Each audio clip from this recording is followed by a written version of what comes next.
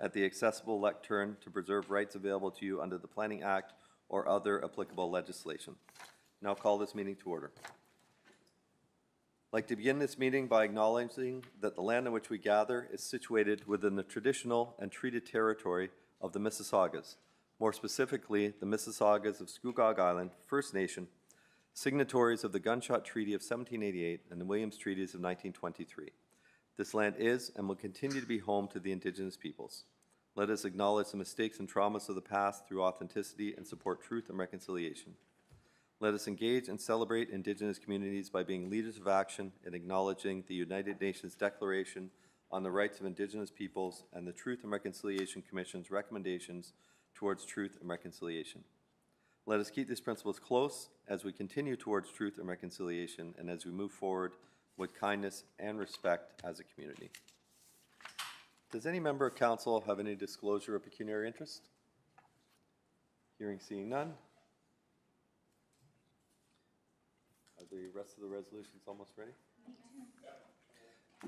Moving on to the adoption of the minutes, moved by Councillor Crawford, second by Councillor Lee, that the following minutes of previous council meetings be adopted. The regular meeting of June 24th, 2024, the special meeting of August 13th, 2024, and the closed meeting of August 13th, 2024. Any questions or comments or errors, omissions on the minutes? No? Please open the vote.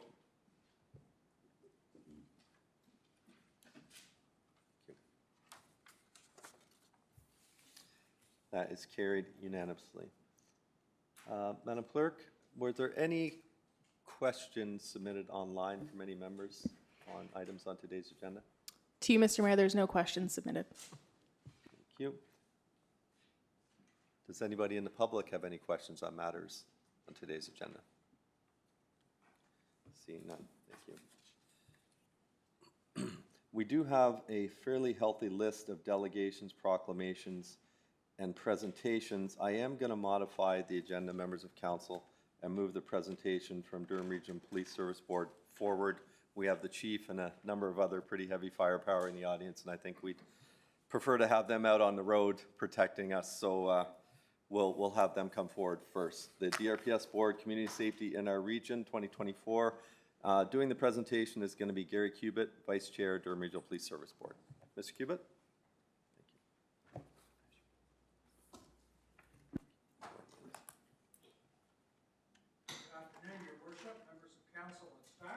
Pleasure for us to be here with you today. Of the Durham Regional Police Service Board, and I'm joined today by Board Chair Sean Collier, who is also, as you know, your mayor, and Board Member Karen Fisher.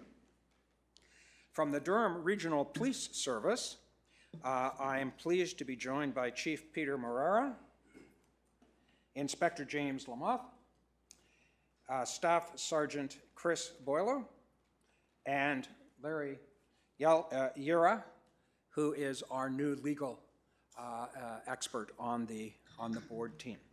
So it's a pleasure to have them join with me today. The purpose of our presentation today is to update you on policing in Durham Region and to establish what we hope is regular dialogue on community safety priorities and concerns.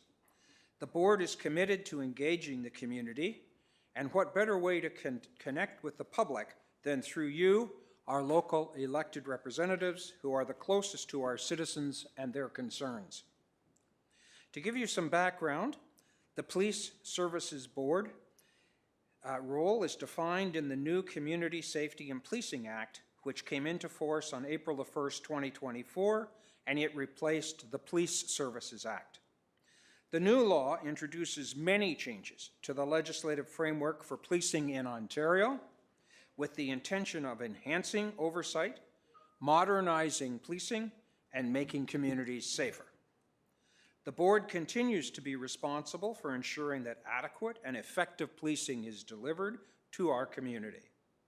The Act also assigns the responsibility for the development of the strategic plan to the board and requires that the board consult its community in identifying police priorities.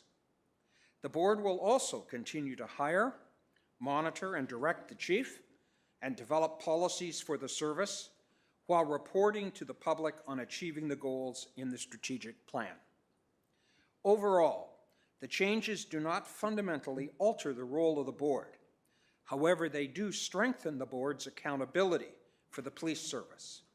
For example, by requiring the publication of any directions to the Chief of Police, the development of a diversity plan for the service, and policies in specific areas such as discipline. There are 7 members of the Police Services Board, and they are identified here on this slide. 4 board members are appointed by Regional Council, with 3 of them being members of Regional Council. The other 3 board members are appointed by the Province of Ontario. I would like to highlight a few key areas of focus for the board at the current time. As I mentioned earlier, one of the central roles of the board is to develop the strategic plan. The Durham Regional Police Service Strategic Plan was introduced at the beginning of 2024 and identifies 3 key broad goals. 1, to be a leader in modern and innovative policing. 2, to enhance partnerships. And 3, to build trust and confidence in the Durham Regional Police Service. There are more specific objectives under each of these themes and indicators to help us determine how well we are performing and make any adjustments if required. The board also has been focusing on the implementation of the new Community Safety and Policing Act and the many regulations supporting that act. This has involved the development of many new policies and procedures, all designed to increase accountability and transparency and ensure more efficient and effective police services. There are a number of requirements in the legislation that impose new obligations on the police service, and these will require additional resources. Which brings us to the next year's budget. This is a major focus of the board right now. Recognizing the growing demands on the Durham Regional Police Service and increasing public concerns about community safety, and meeting the community expectations and enhancing and ensuring that our homes and streets remain safe while being involved additionally with the necessary investments in both staffing and infrastructure. And finally, the board is making a deliberate effort to reach a broader audience on a regular basis. Engaging with the community will involve more meetings with stakeholder groups and elected representatives at the municipal and provincial level. We want to ensure that you are informed of local police issues and challenges and that you have an opportunity to express your positions. For those of you who are interested to follow along with updates or read in more detail on things like our plans, I would invite you to look at the Durham Regional Police Service Board website.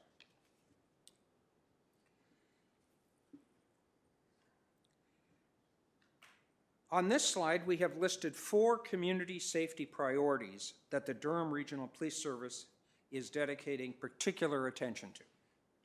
1, firearms. Over 100 people have been killed or injured as a result of a shooting in Durham Region over the last 6 years.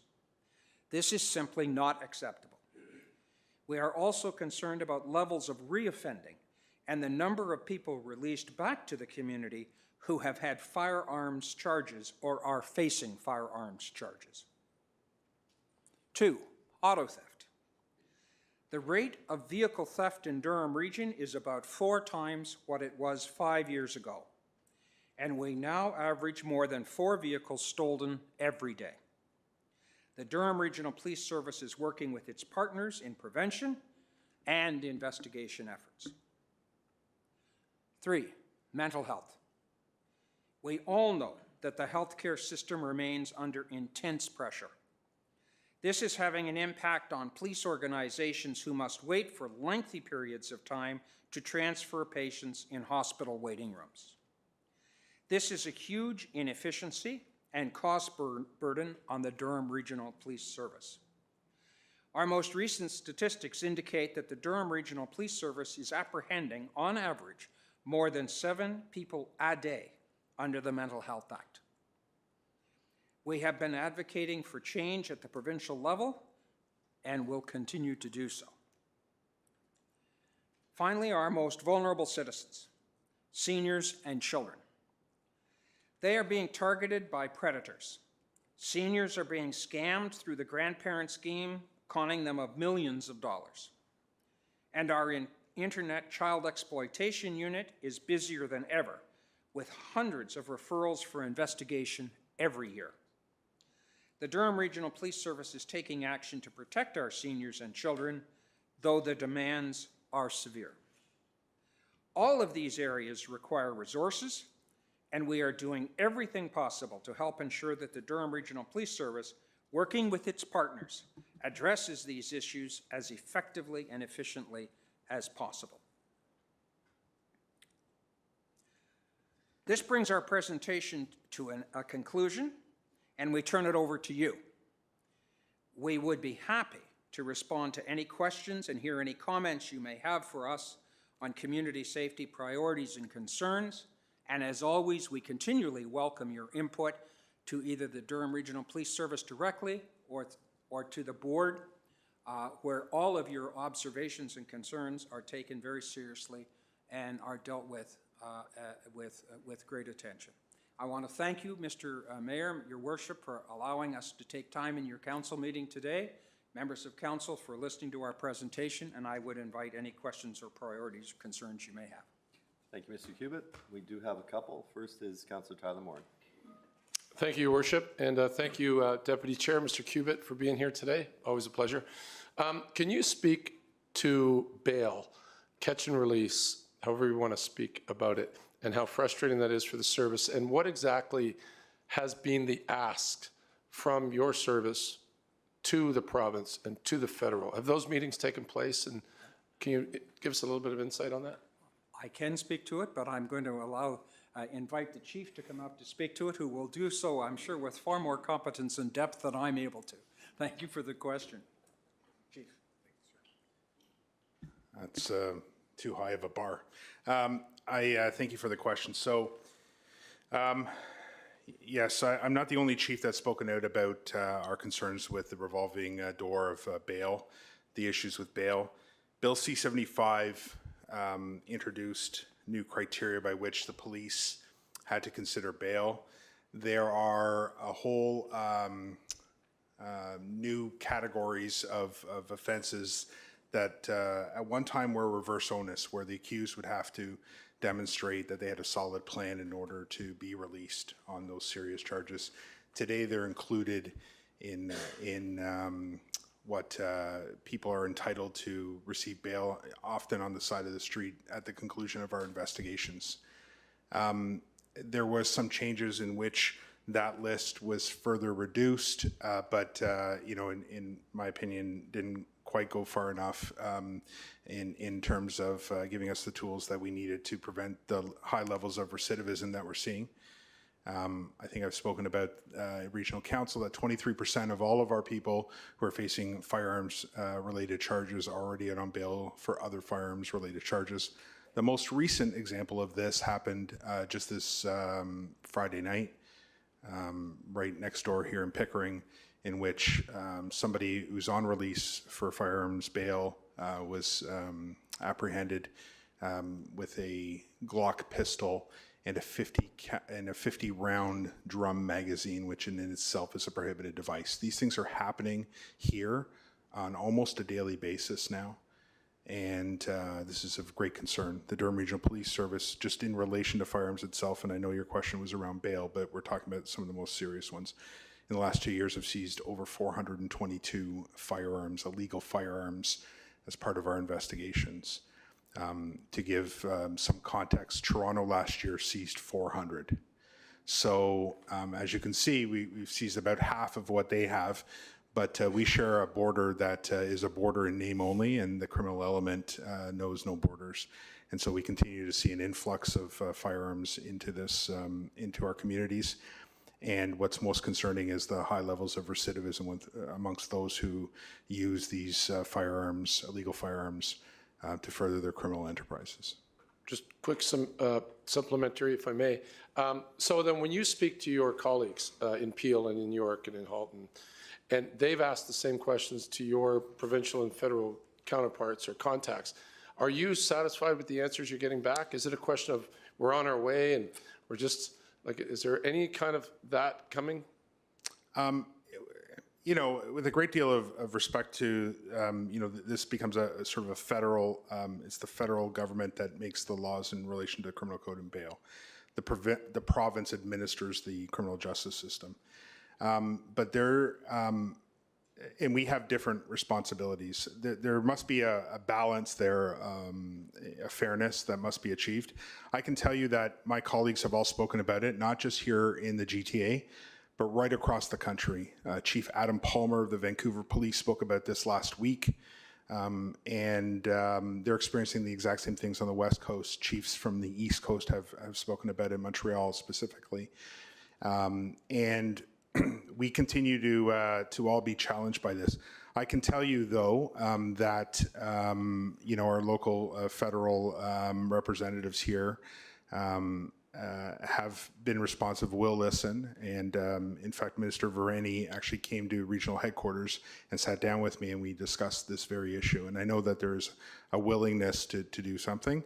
Obviously, there's a process, and things take time, but you know, we're the ones that are having to deal with this on a daily issue, and I know that there will be movement. It's just the time it takes to get there. Appreciate your answers and your service. Thank you. Thank you. Councillor Henry, you're next. Thank you. Before I ask a question, I would like to give you, Chief, through the chair, a public kudos. And thank you very much, 19 Division, solving a 5-year problem as we spoke privately. And I think it's worth bringing up publicly, a 5-year issue in the Nottingham area with Roman candle fireworks and wars happening with, you know, 500 to 1,000 kids, solving this within record time. So from the ward representatives and from the residents of that area, thank you very much for your team and the work that they're doing. Very much appreciated. I'd like to speak to something that was publicized on CP24 on September 5th. And I have it in front of me because I actually stopped, took a video of it and put it on social media.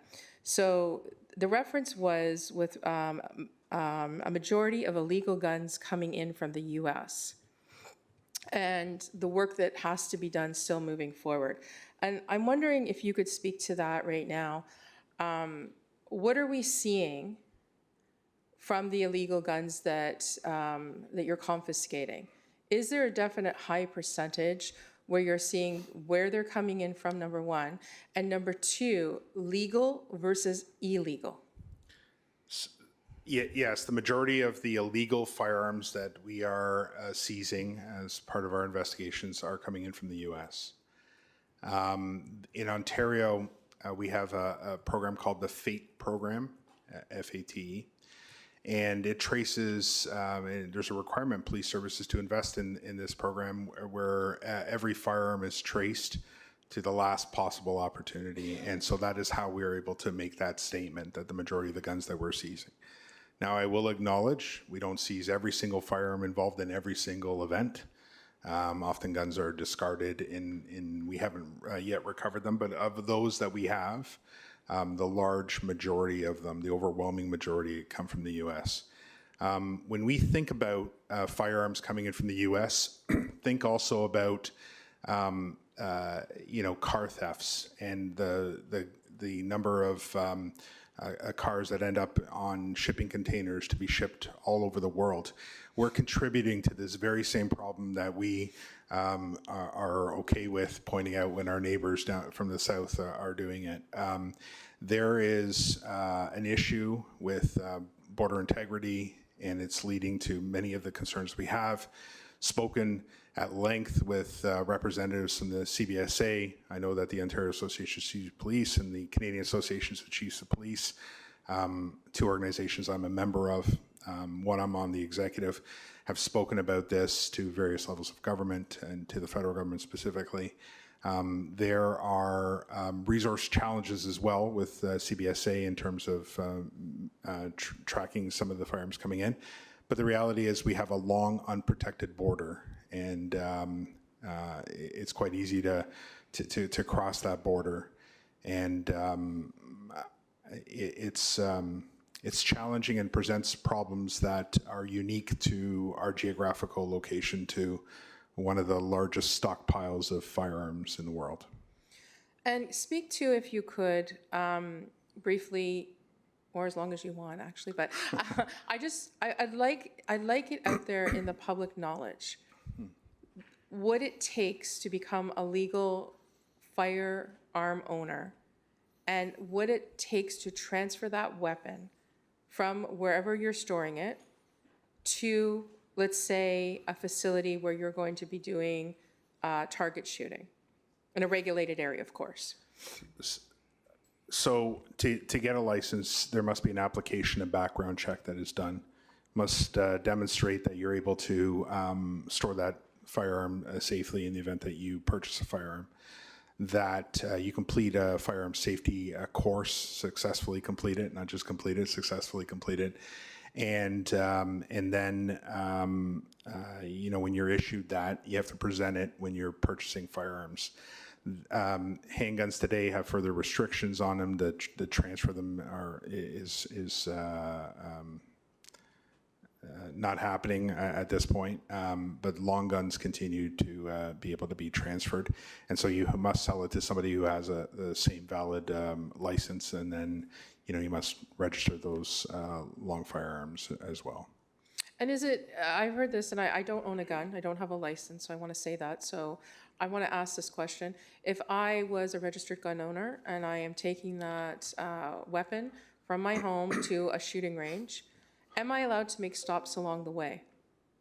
No, you're supposed to go directly there. Now, there's emergencies and other things. Many of the questions that I'm usually asked around this topic here depends on a number of different circumstances of each event. So I'm giving you a general statement here. You're supposed to directly go there. The firearm must be stored in a particular manner and under lock and key, and ammo must be kept separated. And so there's a number of different safeguards built into that. Okay, a follow-up question. Have you, in your experience, in your career, because you come from Toronto, you have a vast majority of experience over numerous years, have you ever heard of, or is it a high probability, that a legal gun owner transporting a gun from their residence to a place they're supposed to be at, taking all legal precautions, has ever had that hijacked and used in a crime? I'm sure it's happened. I don't recall it during my career, but I just want to be perfectly clear. I was actually born and raised in Ajax. I'm from here, although my policing is from Toronto. Yes, but your career is in Toronto as well as here, right? 32 years. And I can also tell you in all my time that I spent in homicide, and I've investigated way too many murders in Toronto, I can tell you that I've never investigated a murder that involved a lawfully registered handgun. They've all been illegal. Very interesting, very interesting. So the place that needs to have the concentration moving forward to keep our country safe is obviously with illegal guns, not with, we're seem to meeting the requirements under governance for legal gun registration. It's the illegal that is the issue and where they're coming from. Yes. So with an asterisk, I'll put an asterisk on that, because there are straw purchasers that we do know that exist as well.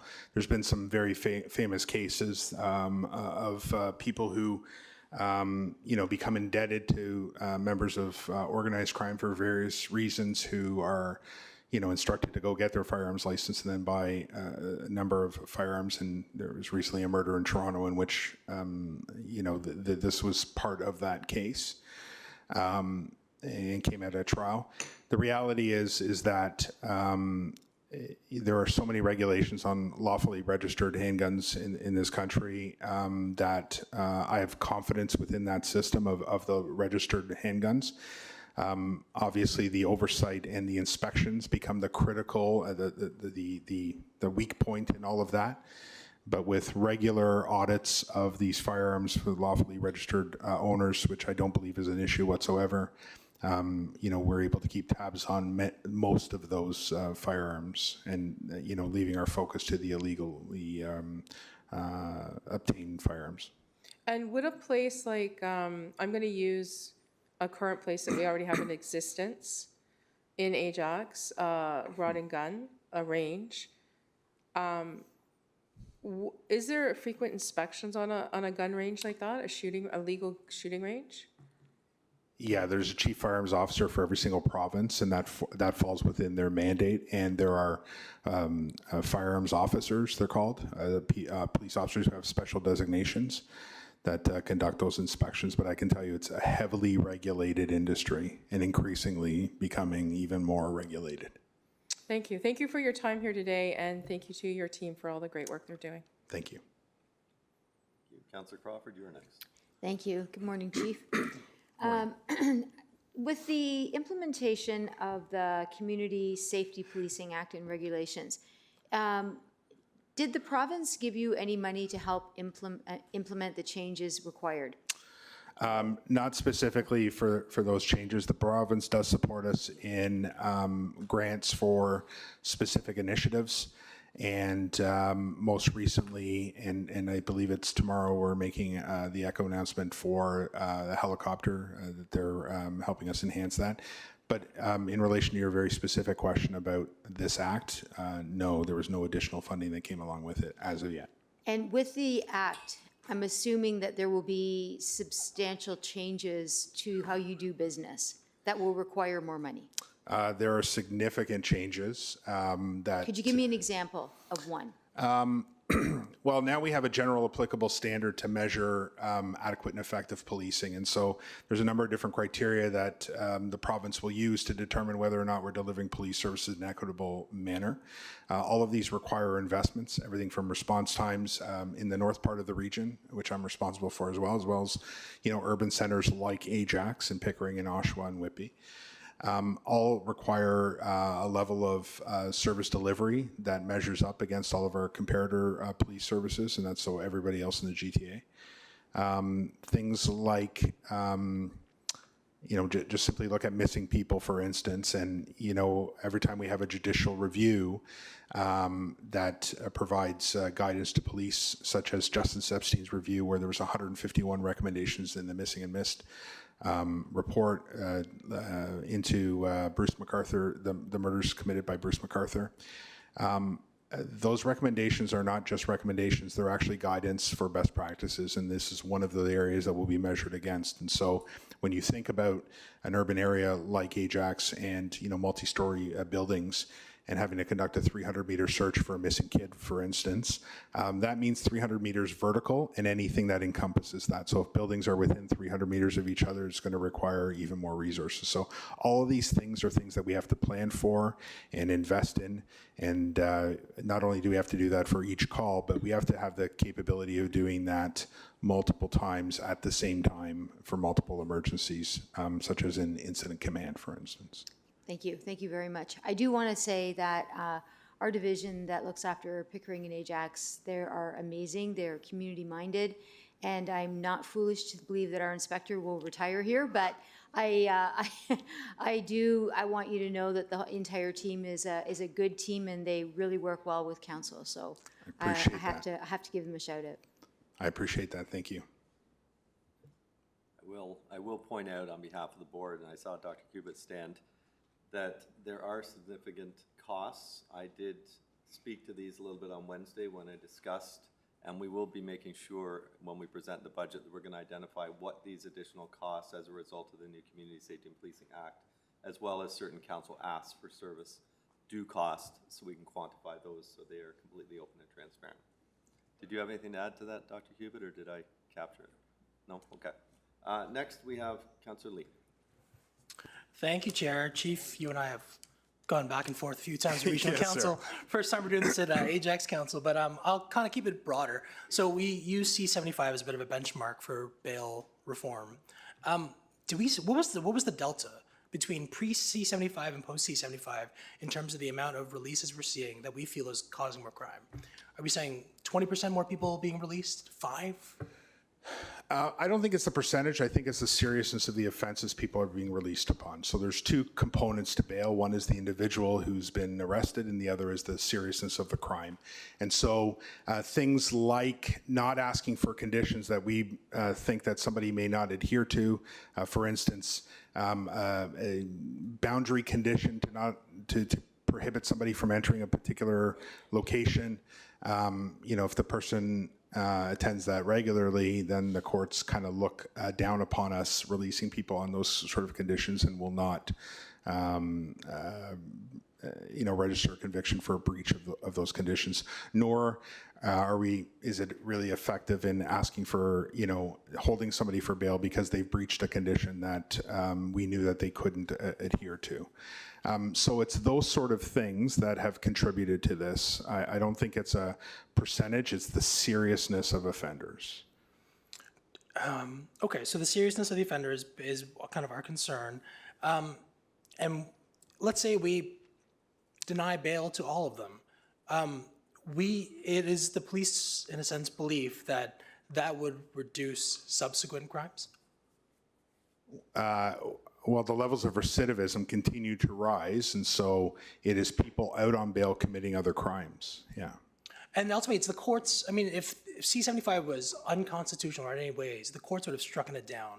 It's my belief, and you're not a constitutional expert, but it's in a sense enforcing the basic charter rights. Is that a fair interpretation? Yeah, I take I make no claim that it's unconstitutional. I'm just saying one of the perhaps unintended consequences is higher levels of recidivism for increasingly more serious crimes, and that's my only point. Okay. So Vice Chair Cubit was mentioning priorities from the board include firearms, car thefts. Those were the top 2. I was under the impression these are not really things we can have much effect on. So firearms, we mentioned, coming in from the United States, en masse, it's kind of up to the CBSA. And then car thefts, kind of the same thing. Like we can't, what are the proactive things that if we put money to the DRPS, can we say these are gonna lead to tangible results and a reduction of firearms and a reduction of car thefts? Both excellent questions. So the Durham Regional Police Services had a great deal of success this year, including, but to a lesser extent this year, in proactively interdicting by uniformed officers for people who have firearms. The timely response to crimes helps us apprehend people and recover firearms. This is what happened just a few days ago in Pickering, and happens right across the region. The proactive deployment of officers and being intelligence-led into areas in which we know that there is a greater likelihood of car thefts happening, stop people from engaging in, or help us apprehend people who engage in these kinds of activities. And so there are proactive things that we can do. Also, one of the areas that I'm responsible to deliver is crime prevention within the Act. It's one of the 6 big pillars that I have. Investing in officers and staff that can help deliver crime prevention tips, best practices, things like Faraday bags, for instance, to keep keys in that help prevent the cloning of keys for firearms thefts. All of these are ways in which strategic investments, and investments that I've asked our board and through the board, we'll be asking through regional council for investments in these areas to prevent those things from happening in the first place. But how do you get? You said you're being marked on that, in a sense, you're being kind of graded on that. But police is very responsive by nature. Like you report the crime, then the crime is added as a statistic. How do you prove a reduction of crime? So it's a good question. But I would suggest that through our crime prevention strategies, we can see that there's been a decrease in crime. For instance, we're not seeing the same levels of car thefts this year. You know, we've greatly reduced them. While they're still above what they were last year, the rate at which cars are being stolen is not the same. We've made investments in different areas that have helped identify these organized rings and bring people to justice and strategic arrests. Things like our deployments in different areas have helped, and some of the partnerships we've made. When it comes to things like firearms, our firearm rate is not what it is in York Region, for instance. York Region's seen a 92% increase. We've seen a 26% increase, and we're right next door to each other with very similar compositions of being a regional governments and such. Making those investments in areas to deploy officers when we know that there are times and dates and locations in which we can have a proactive impact has helped us seize firearms and prevent future crimes from happening. No one carries a firearm in their car, never intending to use it. It's there, and it becomes part of the decision-making process when it is available. And so interdicting in that, whether or not they have the firearm, means that there's one less person, or, you know, count the rounds in the gun. It's that number of fewer victims. Okay. I'll just leave with a comment because Vice Chair Cubitt asked, you know, for our feedback, and I've made my position very clear. I'll continue to make it. I think DRPS has a severe DEI issue. I think, you know, I think our police force is underrepresented in racialized communities. I think it's underrepresented at the top from the command level. I don't think there's a single racialized deputy chief that we have. And you're nodding, and that's, you know, I think we have an issue with promotion within our existing racialized community. And again, I think our representation needs to be reflective of the citizenship. And right now, I think the gap seems to be widening. I'm sure you'll tell me it's not. I'm sure you've already gone through at Regional Council the great steps DRPS is taking, but it's one of those things where I think we're falling behind and continue to fall behind, and it's something I'll continue to push for. So that's more a comment just to Vice Chair Cubitt, who had asked. Thank you, Chair. I'll just speak to that quickly and add a little bit of context, because as one who is part of the hiring of yourself, the new chief 2 years ago, and of the 2 new deputies, and now with Deputy Chief Bertram retiring, I'm sure we're going to be doing it again. I also would have liked to see a little more diversity.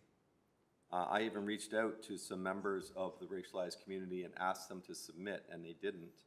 But we just did not have racialized candidates to choose from. We did have one who identified for the deputy chief position, and unfortunately, I mean, we hired the best people for the job, the most qualified, and I think that's what everybody would expect. And that's how the decision was made. To the internal, and I know this because we just actually got you these stats last week, every member of the SOA that was eligible for promotion that identified as racialized was promoted, every single member. So it's an attrition type thing. It's gonna, from an organization, just like our town staff, I've heard many times people comment about, I come into town hall and Ajax is 65% diverse, but who I see doesn't represent me. I'll agree with that. Maybe they're not right at the, you know, they don't go back behind the counters, but it's gonna take some time for these organizations where people work 30, 35 years for that turnover to happen. But it is happening. It is happening, but part of it is the pool. We had, during our hiring, and this like I'm gonna be at the IACP conference in a couple of weeks, but every one of these conferences we go to, it comes up about, we need 150 new officers every year in Durham just to stay up with the population growth in Durham region. And we have, I think it's close to 80%, 75 or 80% of applicants identify as racialized in one way or another. But when it gets time to actually getting to the police college and graduating, it's down to about 10, 12%. And we're looking at different ways, and this is again a North America issue. What in the hiring process is making it so those numbers go that way? And we're looking at things like, does a credit check really have that much bearing on whether you would make a good police officer or not? Because that's one of the items that could exclude somebody. If you had an uncle that got into trouble way back when and had a record should that affect you as being an applicant? These types of things. Is the process too stringent or too arduous for people to get through? Should we make it easier? Should it be more online based? Should, we still want to make sure we get the best people and most qualified people, but what are the hurdles? And that's something that not just us, but all forces are looking at to see how we can get the new people and get the quality people. Did I miss anything? I just wanted to add, there was a number of years there where, we weren't adding net new positions to the organization. There were 6 years with absolutely no promotions. As austerity hit policing, so too did training and investments in a number of different officers. 4 of our 5 stations are run by people who don't look like me. I think that is significant, there are a number of different areas I can point to the service, within the service here, particularly around the emerging leadership ranks that, may offer a counter to the narrative that you've proposed. It's not to say that, it's done and it's a checkbox, and so we're content. We continue to move. The number one way to do this is to invest in all of our leaders and our increasing levels of diversity within our organization, and to make sure that everyone has access to those opportunities. We have exceptional people within the DRPS, and those people are going to be the future, and we are making significant investments in all of them, including our racialized officers. I can also add, we now have internal support networks. The first 2 that have arisen is amongst our black officers have organized an internal support network, and our female officers have as well. And we continue to invest in both of those groups. And while they're going through the growing pains of these internal support networks, they're supported at the command level by us so that we can make sure that they are successful.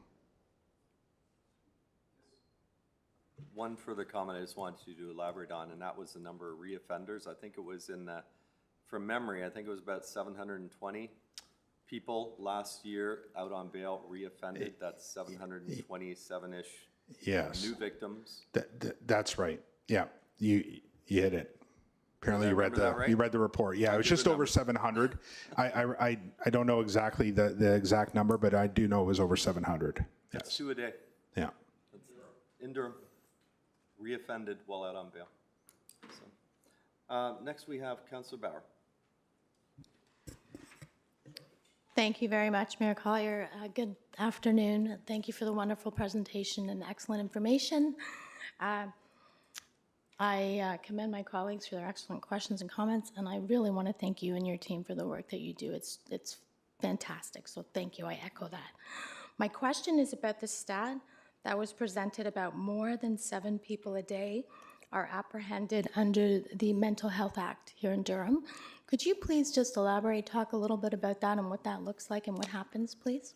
Yes. So the Mental Health Act empowers 2 groups of people, physicians and the police, to physicians through forms. They can form people to involuntarily give them care and bring them in for an assessment. And police officers, when they present a danger to themselves or others, we can apprehend and bring them to one of the closest psychiatric facility that's available. And often it's hospitals, Ajax Pickering being one, and Lake Ridge Health in Oshawa being the other big one. But our officers also go to South Lake Health there in Newmarket and others when we need to. The reality is that people are increasingly in crisis, and we're responding to more and more calls involving people in crisis. Recently, we were asked to consider a proposal by a regional government about an alternative response, which I did not support.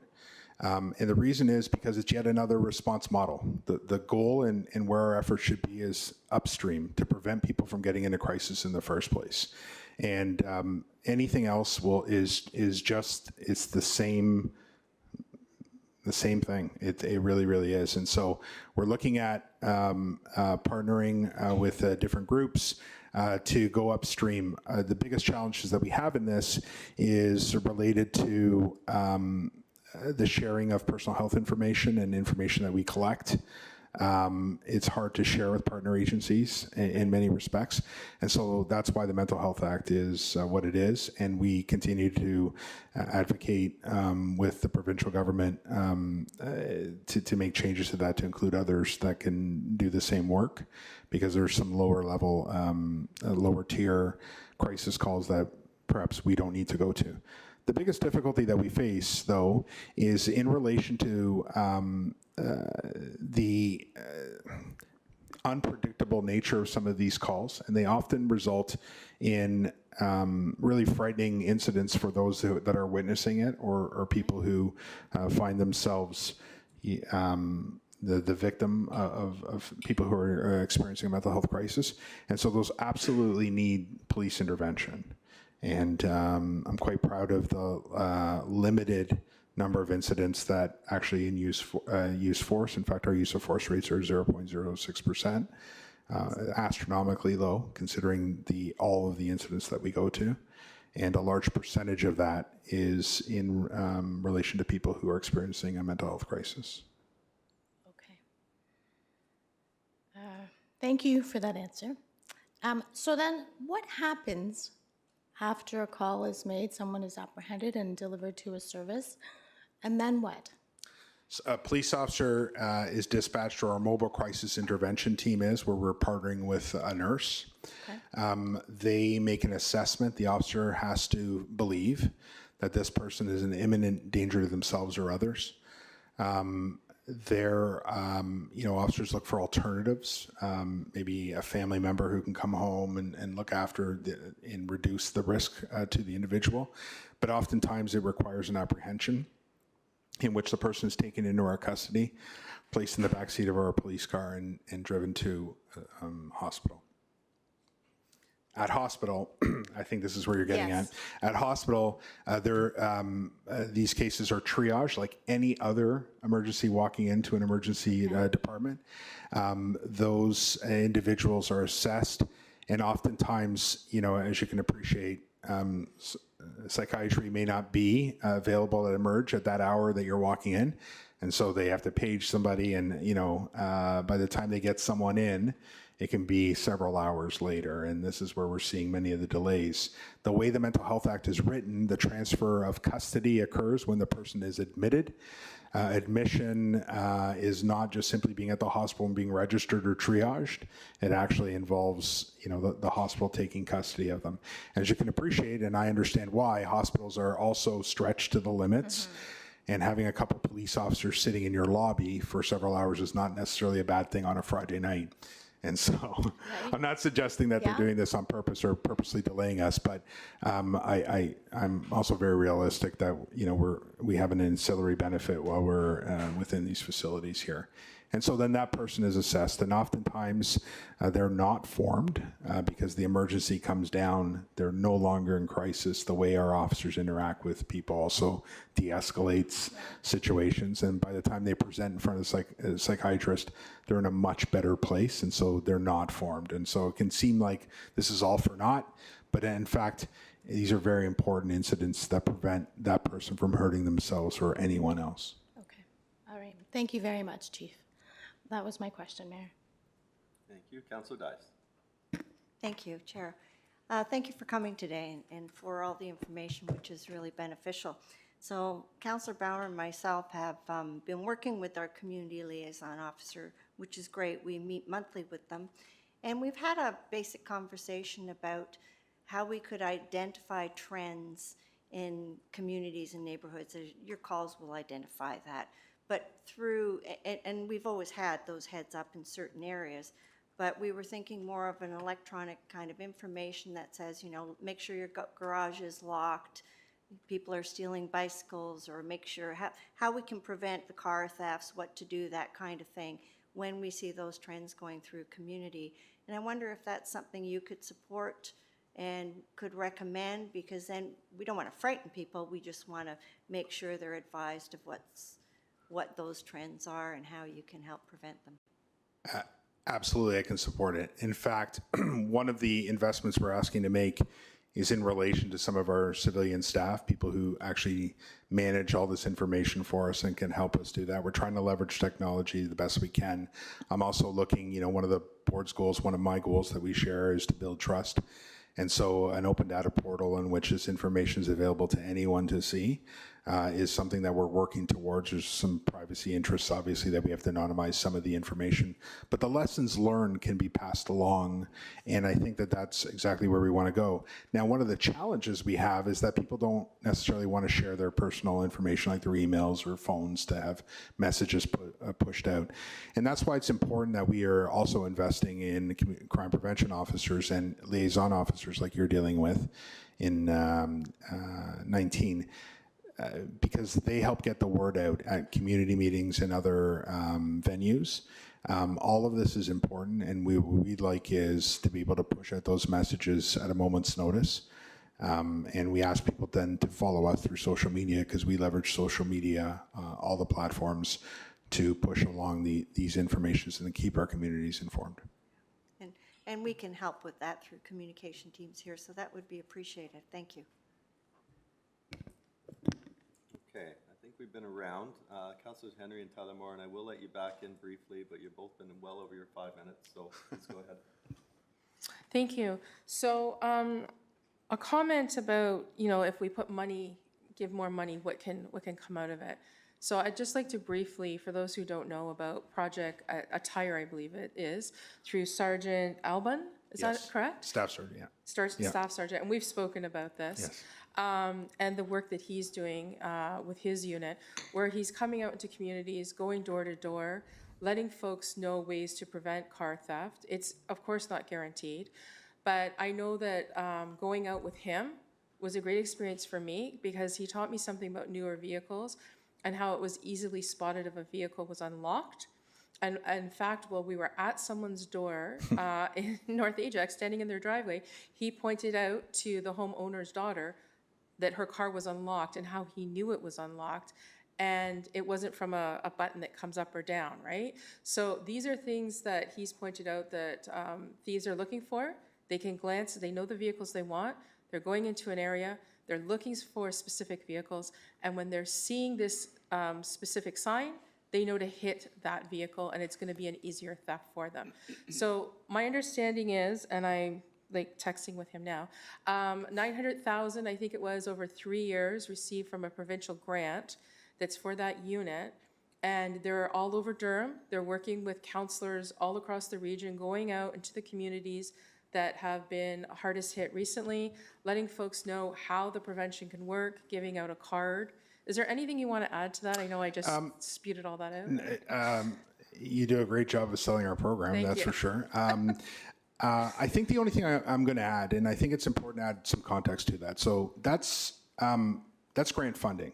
I don't hire one new cop to do that. Those officers stop doing other things to engage in that kind of activity because it's an emerging threat to our community, and we want to reduce victimization. And so this is where strategic investments in building out our capacity and our elasticity in our organization to respond to these things as time goes by, because those officers are actually engaged in some other very important work that right now is sort of being done off the end of their desk that we cannot let fall off the end of their desk. And that's why we need to make investments in things like our Criminal Investigations Bureau, where the majority of these officers work.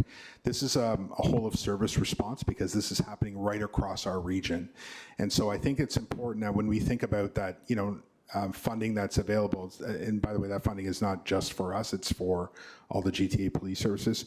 The reality is that we're having to prioritize what gets done, but all of it is important. And if you're the victim of whatever is not getting done, you're going to feel it. And that's the challenge we have with a growing community and increasingly complex needs and an increasingly sophisticated criminal element that we're facing.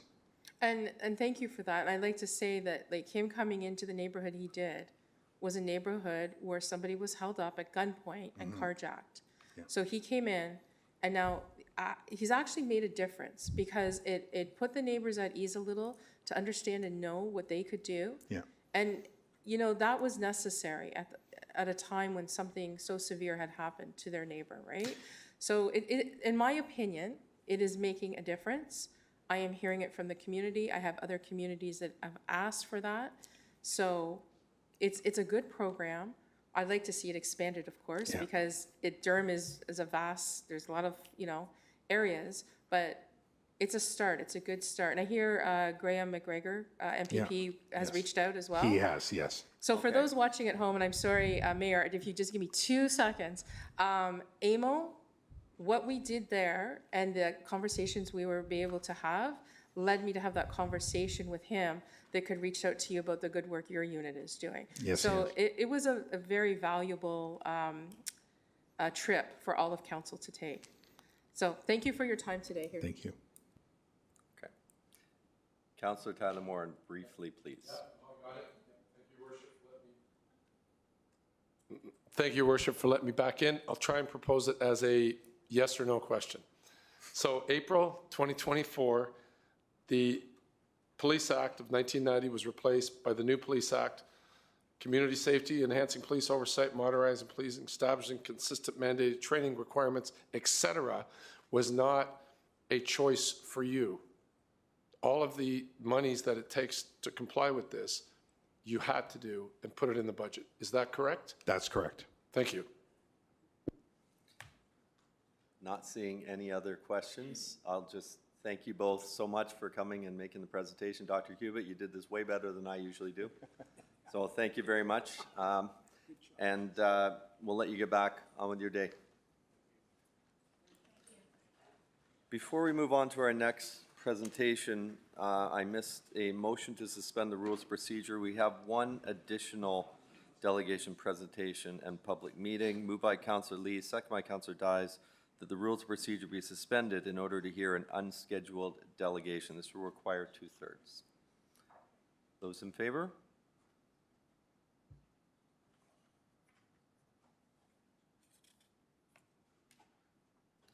That is carried.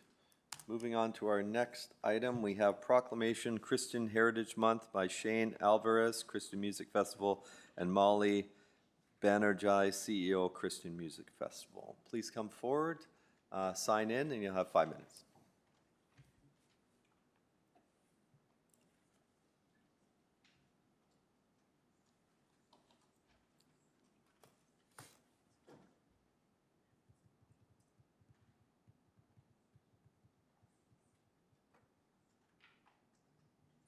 Thank you so much. Good afternoon, Mayor Sean Collier, council members, ladies and gentlemen. It is a great honor to be here today. My name is Molly Banerjee, and I'm joined by my husband, Jay Banerjee, and Mr. Shane Alvarez, a proud resident of Ajax. Many others wanted to be here today, but could not be here due to work commitments. I serve as the CEO of the Christian Music Festival Organization, a non-denominational, not-for-profit organization. The Christian Music Festival is dedicated to celebrating faith, freedom, and the arts. For the past 9 years, we have brought together a diverse, multicultural faith community at Nathan Phillips Square in Toronto. The festival draws between 15,000 to 20,000 people from all across Canada. With your support, we are eager to bring this extraordinary event to Ajax next year.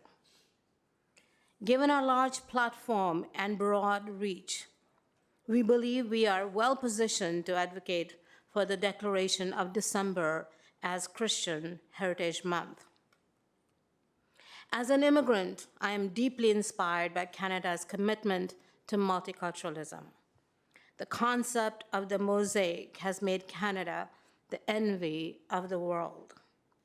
Rather than blending into one identity, this policy celebrates the unique cultures and traditions of every community, recognizing that our diversity is what makes our nation so beautiful and strong. While Canada already dedicates many days and months to honoring various faiths, traditions, ethnicities.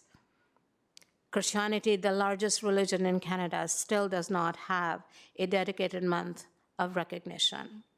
That is why I'm here today to ask for your support in declaring December as Christian Heritage Month in Ajax.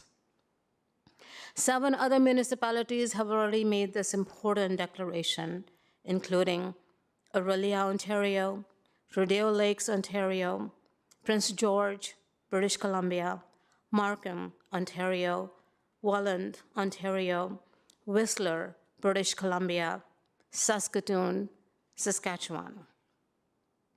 By recognizing the value and contributions of every community, including the Christians, we help create a richer, more inclusive society. This is what makes Canada not just a country, but a model for unity in diversity. We hope that Ajax will join this growing movement. Thank you so much for your time and thoughtful consideration. Thank you. I'll open it up to any questions from members of council. I'm not seeing any, but I do have a proclamation for you. I'll just read it briefly. Corporation of the Town of Ajax hereby proclaims December 2024 as Christian Heritage Month, presented on behalf of the Mayor and Ajax Council. Dated today, signed by myself. So I'll present this to you. Thank you so much. If you, we're going to come up and do a picture, or what's the plan? We would like that very Okay. much. So do we come up?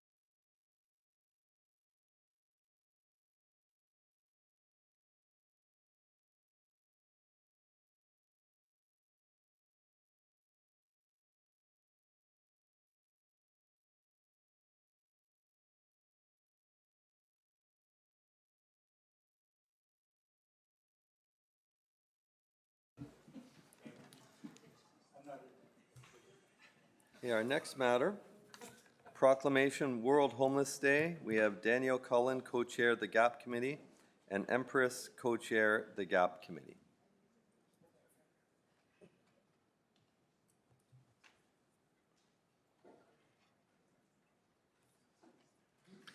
Thank you. Please come forward, sign in, and you'll have 5 minutes. Actually, there should be something for you to sign in there as well.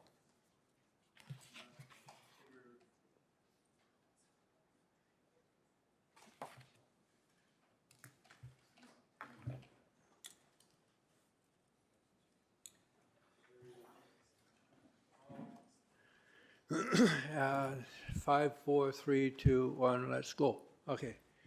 My name is Daniel Cullen. I'm with Empress. We are the co-chairs of the GAP committee. Let me start with my classic poetry. For those who have heard it, bear with me. For those who haven't heard it, hang on. All right. Let me tell you of a place that exists in most cities and towns, and most people try to turn their eyes and say this place doesn't exist. Well, who am I to say this place exists and most people try to turn their eyes? My name is nobody. I heard a mother say in response to her child's inquiry, she pointed towards me saying, "Mommy, who is that man?" And she said, "Nobody, dear. He's a homeless man." I have dealt with that all my life. I've got 192,000 hours of lived experience as a homeless man. I have now close to 25,200 hours of working to affect change in homelessness. It's what I do, it's what I eat, it's what I breathe, it's how I go about who I am and what I do. And I think when I came to Durham Region, I came to Durham Region on purpose. I came here with the idea that I wanted to affect a change from the streets up. And I wanted to do it from the voice of lived experience.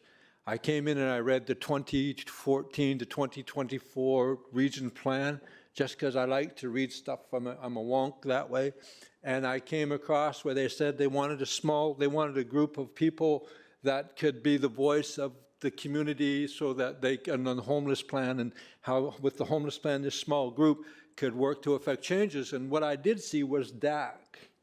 And when I saw DAC, I thought, well, there's a gap in the system. And that's where the GAP Committee was born. It was born to affect change by bringing the voices of lived experience and the voices of professional experience through co-production. I have a couple members of the GAP Committee here and some other people. My manager from CDCD is here, where I work as the, what am I there? I am work in the Community Development Department working to make change, and I am the co-chair of the GAP Committee. And so we're here today because we have a project that we've been working on, and I'm telling you, we are a busy bunch of folks. So I'm going to turn the floor over to my colleague, Empress, and let her go from here. Good afternoon, everyone. So during the summer of 2024, the GAP Committee organized focus groups to engage individuals with current and past experiences of homelessness and unstable housing. They were asked to envision what their own flag would look like if they had the opportunity to create one. This is what they came up with. So as we see, it's togetherness in one community. So the results were both inspiring and deeply personal. Participants poured their hearts and creativity into this design.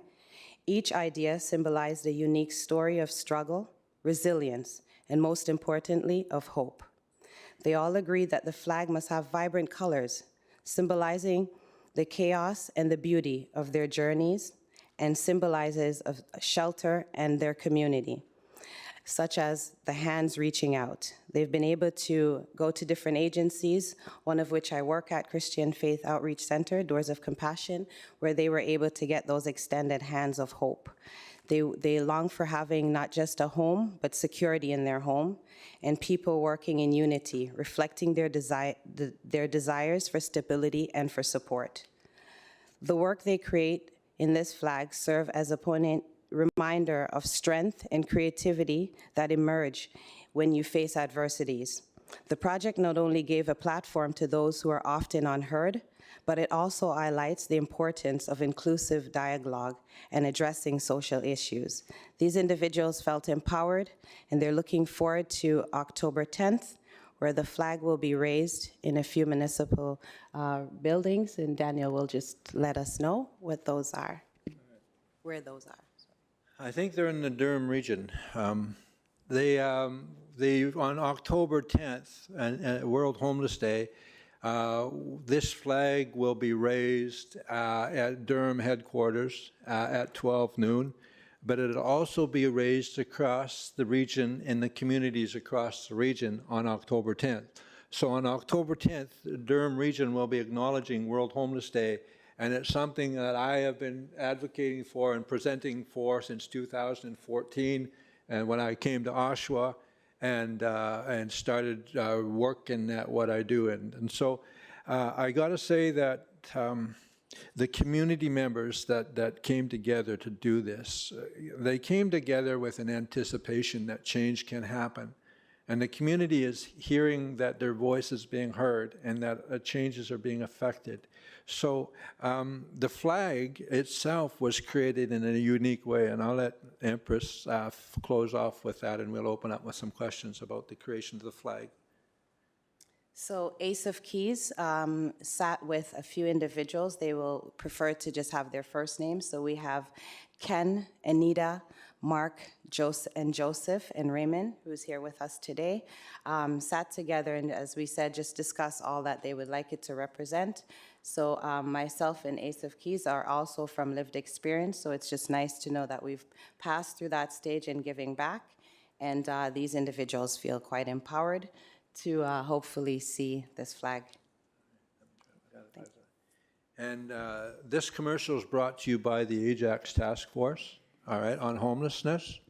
On Wednesday, the 18th, I believe between 4 and 7, right? My bad. 4 to 6. They're over by the library and at the library itself. Ajax is getting to know you. It's Ajax? Thank you. I should know that. The Community Building Day. It's Ajax Community Building Day, and we've got we've got conversation circles. We've got the working of the game, the key to understanding. We have booths that will be set up. There will be games and conversations had, and I'm not doing it the justice that I should be doing it, but it's going to be a very exciting day. It's a couple hours. It's created to create dialogue, to eliminate and alleviate the stress of us and them that happens, because there's a bit of that going on. And we want the people to understand that the work that is being done by the Ajax Task Force and by the region of Durham to address the issues of homelessness and poverty in Ajax, in Durham region, it's effectively working. I'm really nervous for some reason. This is the first time I spoke to all you bunch. And so in conclusion, I would like to say that thank you for allowing us to speak for a few minutes. And thank you. That's why she's my co-chair. She exactly knew where I needed to go and I forgot. We are one Ajax, we're one Durham region, and we are one community. And that's the emphasis of the flag for this year. So thank you very much for the opportunity to speak, and I even got overtime. My bad. Thank you. Thank you. First question, Councillor Henry. Thank you, Chair. I just wanted to ask, what was the day that the flag will be flying at the region? October 10th? At high noon. At noon. And you said it was also going to be flying in communities? Yeah, yeah, for across, I can't name all the cities because I'm not that smart. Will it be flying here in Ajax? Yes, ma'am. And what day will that be? I'm not sure. I believe it'll be raised when it's decided it'll be raised. I'm not sure on what day that will be. October 10th, I believe. Proclamation is October 10th, so I believe it's October 10th. October 10th. Okay. Thank you so much for that. And thank you for coming before us. I know it can be scary. It's scary on this side too, just so you know, sometimes. So take a deep breath, and you did a really good job. Thank you for coming before us. Okay, Councillor Dice. Well, thank you, There we go. Chair, through you to Daniel and Empress. So the event that's happening on the 18th, it's open to anybody in the community that would like to come, businesses, neighbors, and homeless, is that correct? Yeah, it's geared, it's for people, the business owners, the community members, and people with lived experience can come too, and they're invited to that, but it's mostly established to educate the community, especially in the Harwood area, about the issue of poverty and homelessness from a different perspective, and we want to alleviate the stress to the best of our ability and create dialogue within the community. Well, that would be greatly appreciated because we're missing that as to the challenges that we face in trying to fix a problem that's really not fixable at this point in time. So I really appreciate that, and the flag looks great.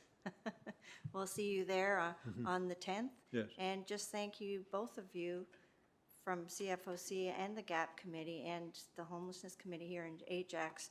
We have a lot of partners that are working very hard together to, make things better. And it's not easy. It's ongoing. So we really appreciate the work you do. And if it hadn't been for CFOC, we wouldn't have any kind of respite in the form of beds that people can sleep and get out of the cold from and get fed. So we're very, very fortunate that you saw the issue and stepped up to the plate to help. So thank you. Thank you. Thank you. Councillor Bauer. Thank you very much, Mayor Collier. Good afternoon, Daniel and Empress. Thank you very much for the excellent presentation. It's always very enjoyable to listen to you speak. Just to, first, I wanted to make sure that there is a process for registering to raise a flag, so just make sure that you follow that procedure if you haven't already. And then second, can you talk to us about this flag, which is a great design? I'm sorry if you mentioned it already. Is this meant just for, is this recognized just in Durham Region, or is this a provincial, or what, where is this flag for? At this time, it is just Durham Region. Okay, Yes. okay. Thank you. World Homeless Day is a national, World Homeless Day has been proclaimed since 2010. It's been a national, it's a recognized national day since 2010. And all the communities around wherever it's celebrated, I think it's over 100 communities now, recognize that there is an issue of homelessness and unhoused, and that the efforts are highlighted of what is being done to address homelessness. And the flag is our symbol this year to recognize the work that Durham Region is doing to affect change. And it is good. The work that Durham Region, believe it or not, people don't always agree with this, but the work that Durham Region is doing is above and beyond. It is profound work that they're doing. In fact, I was telling someone at from Ontario Works today that I'm hoping that what we are doing here in establishing the GAP committee and establishing how it's working, that Durham Region becomes a gold standard in addressing the issues of poverty and homelessness on a Canadian level. That's my goal.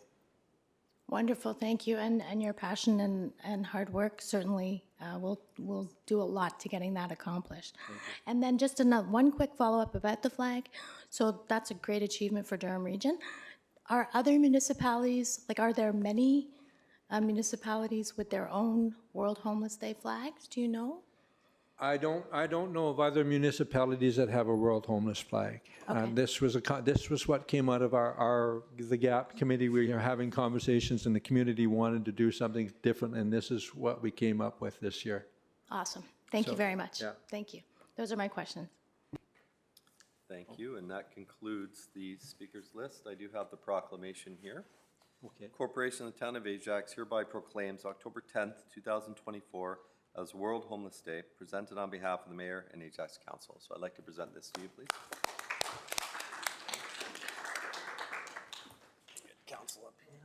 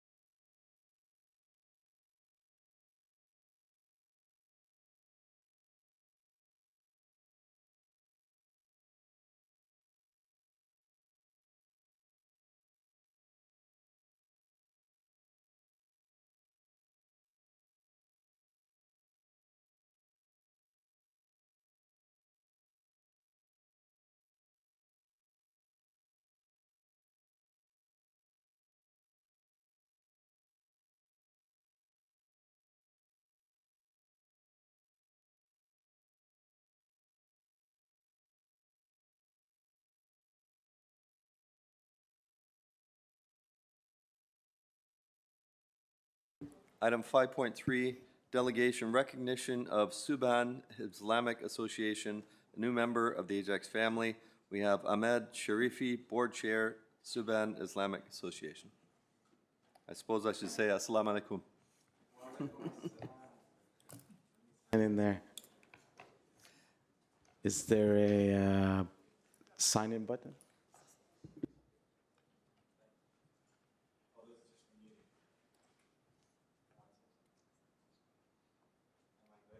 Just 1 second. There you go. Now you're good. Now I'm good. Walaikum assalam. Councilor Henry really helped me out there. That comment was really generous. I was scared, and I was like, she's like, oh, we're scared here on this side too. So thank you very much. I can laugh. I'll start off much more relaxed. Good afternoon, dear respected mayor and respected council members. It is a pleasure to address you here today. I'm joined by my colleague, Mr. Munir, sitting over there. I was like, someone has to go with me. I'm not going by myself, okay? So I dragged him here from really far. And I'm here to represent Subhan Islamic Association. Before I do that, I'll talk a little bit more detail about them and the organization, us as well. I want to just tell you a little bit about my story. I grew up here in Canada.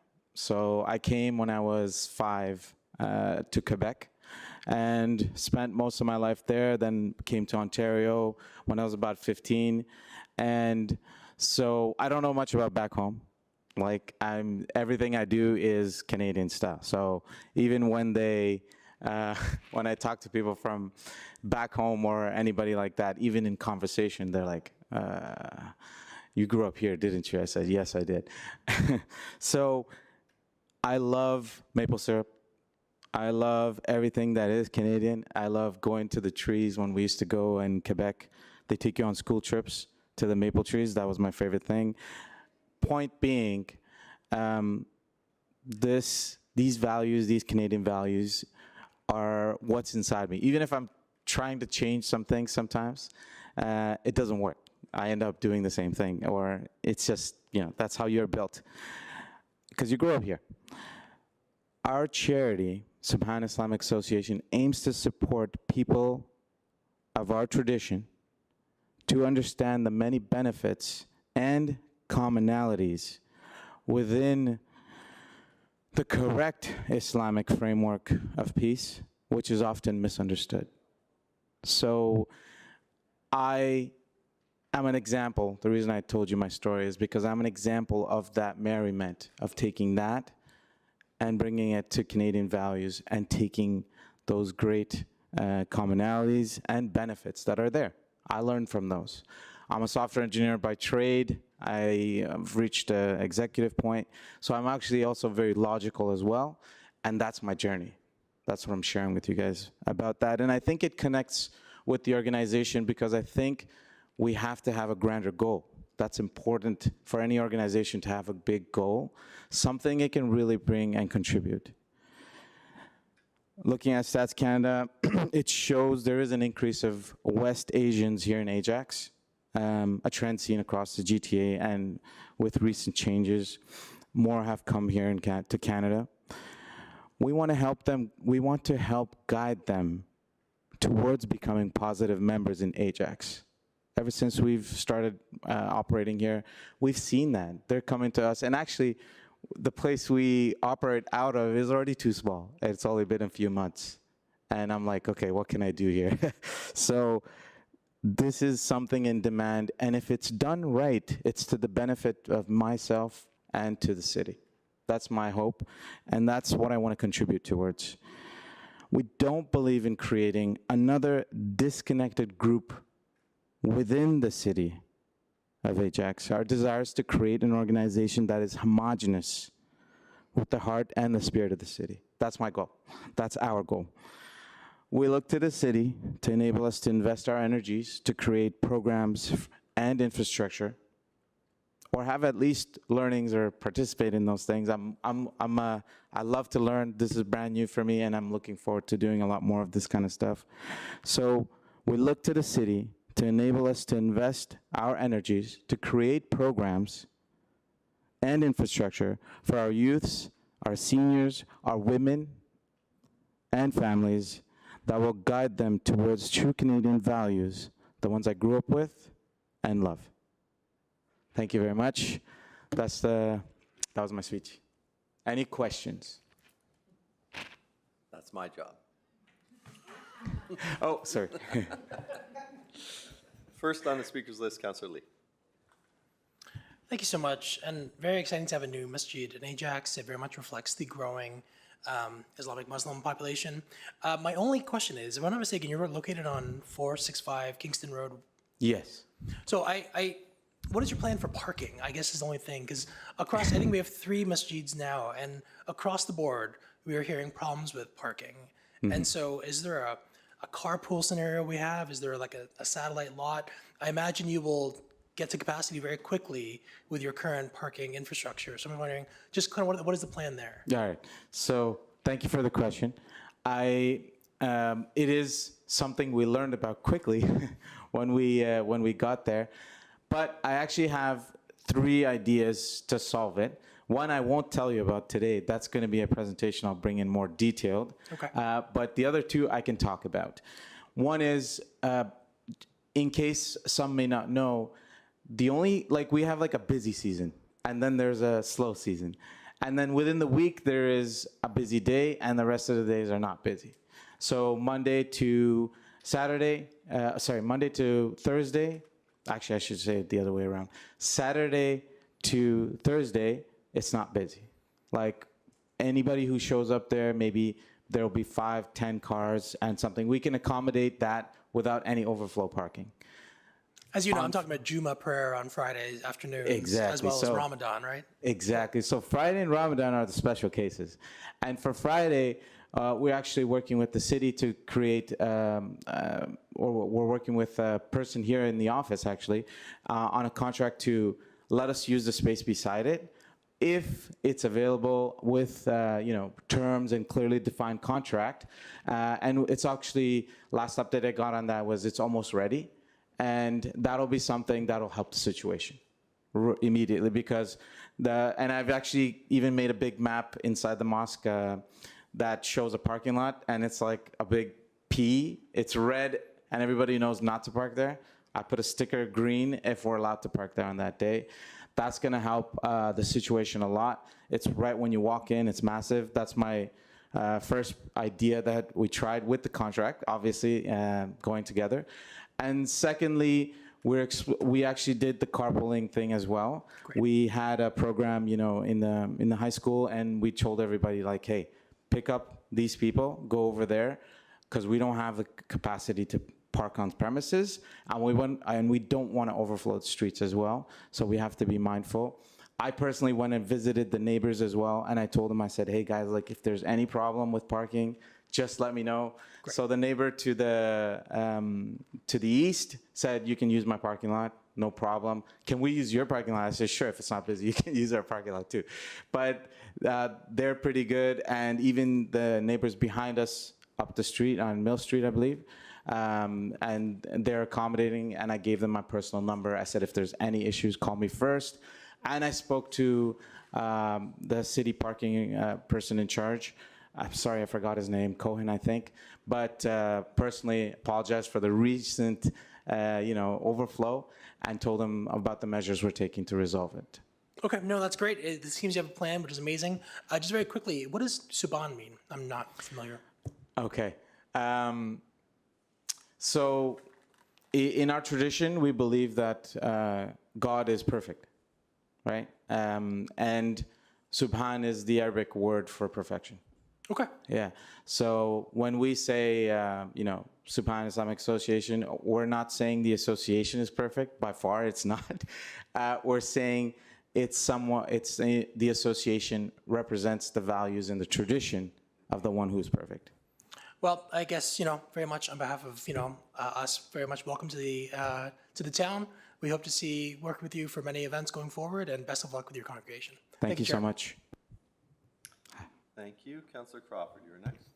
Thank you, Your Worship. I don't really have a question. I just really wanted to welcome you to Ward 1. Thank and you. specifically to the Pickering Village. And I really appreciate your proactive approach and recognizing the concern around parking, because it's a concern no matter where we go. But I really do appreciate the fact that you have proactively gone to the town and had some issues, figure out the issues, and just to let you know that if you ever want us to come, or just let us know. We're always available. Yeah, definitely. Well, we like to, prepare a big feast, so we're doing that, and we have all of you in sights. Excellent. Thank you so much. Thank you so much. Any other questions? Councillor Tyler Moore, my job again. All right. Sorry, Mayor. I told you I do this for a living as well, where I'm the one managing the meeting, so I have a bad habit. Clearly. Assalamu alaikum. Walaikum salam. Thank you Yeah, very much. nice to see you here, and along my way with Marilyn Crawford, who's the regional counselor. I'm the local counselor in this area. So it's nice that you came here to say hi to us today, and look forward to visiting the mosque. So you said in your question or your little presentation that you already have overgrown, or I don't remember. I'm paraphrasing. So with that said, and I don't want to make this a sort of an awkward question, but we have friends at 3 other mosques in Ajax, Right. which we've all been to, and it's all good from our point of view. So is it solely based on geographic location where there isn't one in that area? So I'm just wondering, with you asserting that it's too small, would there be a move in the future, or is that the part you can't tell us about? That's the part I want to reserve and have Okay. a better presentation and plan to show you before I pitch it out.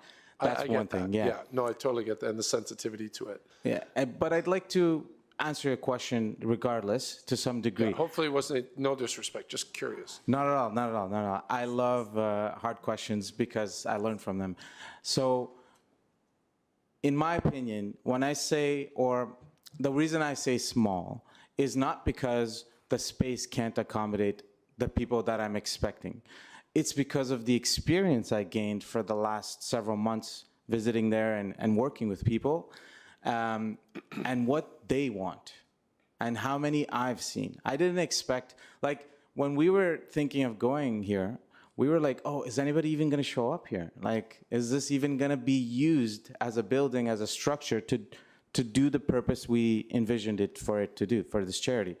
And the response was much higher. That's the point that's the reason I say that, hey, I feel like in a short period of time, I don't know yet exactly, I plan to canvass the area, get some stats, talk to more people, have petitions and all that in my follow-up presentation if I can get that opportunity. But that's my plan. But I know just by talking to them and interacting with them, the response we got from our youth program, like we had the field there in the nearby high school picked, we had 100 kids show up and they were like, when is this again? We want it every week. And in those programs, it's not like, oh, we're telling them, oh, you got to do all these Islamic things. Literally, there's no Islamic discussions, barely, very little. It's just about showing them that they can be who they are. Because if you don't enable people to give them the opportunity to connect with what their roots are, which they get from their parents or where they've come from, and then what's here and all the fun you can have here, if you don't let that meld properly, you get mental issues, you get problems, you get violence, you get all sorts of other problems because it doesn't work. So we help them just build that bridge, and seeing the response we've got from people based on how we've offered that service or have offered that vision, that response has been massive. And I know that more and more people will want to join our programs, will want to come and work with us. Even some of the bigger mosques, as you mentioned, I know all of the people there, and they don't have this caliber of a vision. We're very small, but our vision is completely different. Well, congratulations. Yeah. Sorry, you were. Yeah, I was just going to say, the reason that is because the core team personally feels like this needs to be done a little bit differently. Yeah. And that's why we decided to do this. It's not just another structure for people to pray in. Like in a few weeks, I have a program on teaching the kids how to do stocks. Why don't they know how to do stocks? Why isn't the mosque teaching them life skills in tandem with whatever else it teaches them? Yeah. No, congratulations. I'm very happy it's successful. Just trying to make it all work. Yeah. And I guess that's what you're doing. But whenever I'm at the mosque, it's a lot of buy-in, a lot of inclusiveness. Yeah. And it's a sort of a happy place. So, okay, thank you. To be continued. Councillor Henry? Thank you. First of all, welcome. I'm glad that what I said to someone else helped you to breathe a little easier. Thank you. I wanted to ask, the program you're offering, is this program to all students? Is it a certain age? Is it female and males combined? Is it split? Do you have a teaching for, like a teacher for the females? Tell us more about this program. Like the sports program I mentioned? Yeah, so so for us, keep in mind like the way it should be, it's not about, oh, you have to separate male and female or anything like that. It's the point is to give them the option if they want to take it. So, and at certain ages it matters, and at certain ages it does not matter, right? So we like on the field we'll have the boys volleyball here and the girls volleyball right here, right? Like it's not, they don't mingle. They know they're not supposed to mingle too much, or they can go around. I cross both sides sometimes. The point is that we have it. It is supposed to be very inclusive, and there is a very high lack of, from my experience, very high lack of catering. Like it doesn't cater to girls, women, girls, and educating them. Like I tell my daughter, she's 5 years old. I'm like you gotta learn all this stuff. You gotta be smarter than the boys. Like that's missed out because of like misunderstandings and things like I mentioned in my speech. There is people who understand these things better, and they want to bring change. And we consider ourselves to try to bring that change as much as possible within the Islamic framework, because it allows for these things. It's not completely closed to it. So all ages, we are working on a seniors program. We just finished applying for a grant. Hopefully we get it. We want to do stuff for seniors. We want to do stuff for youths. We want to do stuff for young entrepreneurs or people looking for for like advice on their career. I've done career workshops as well at the mosque. I don't do the more Islamic workshops because I'm not like a qualified imam or anything like that. But I know work, I know business, I know these things because I grew up here and I've done these things, and I teach that to them, and we get massive response from the parents. Like they just keep asking me for those things.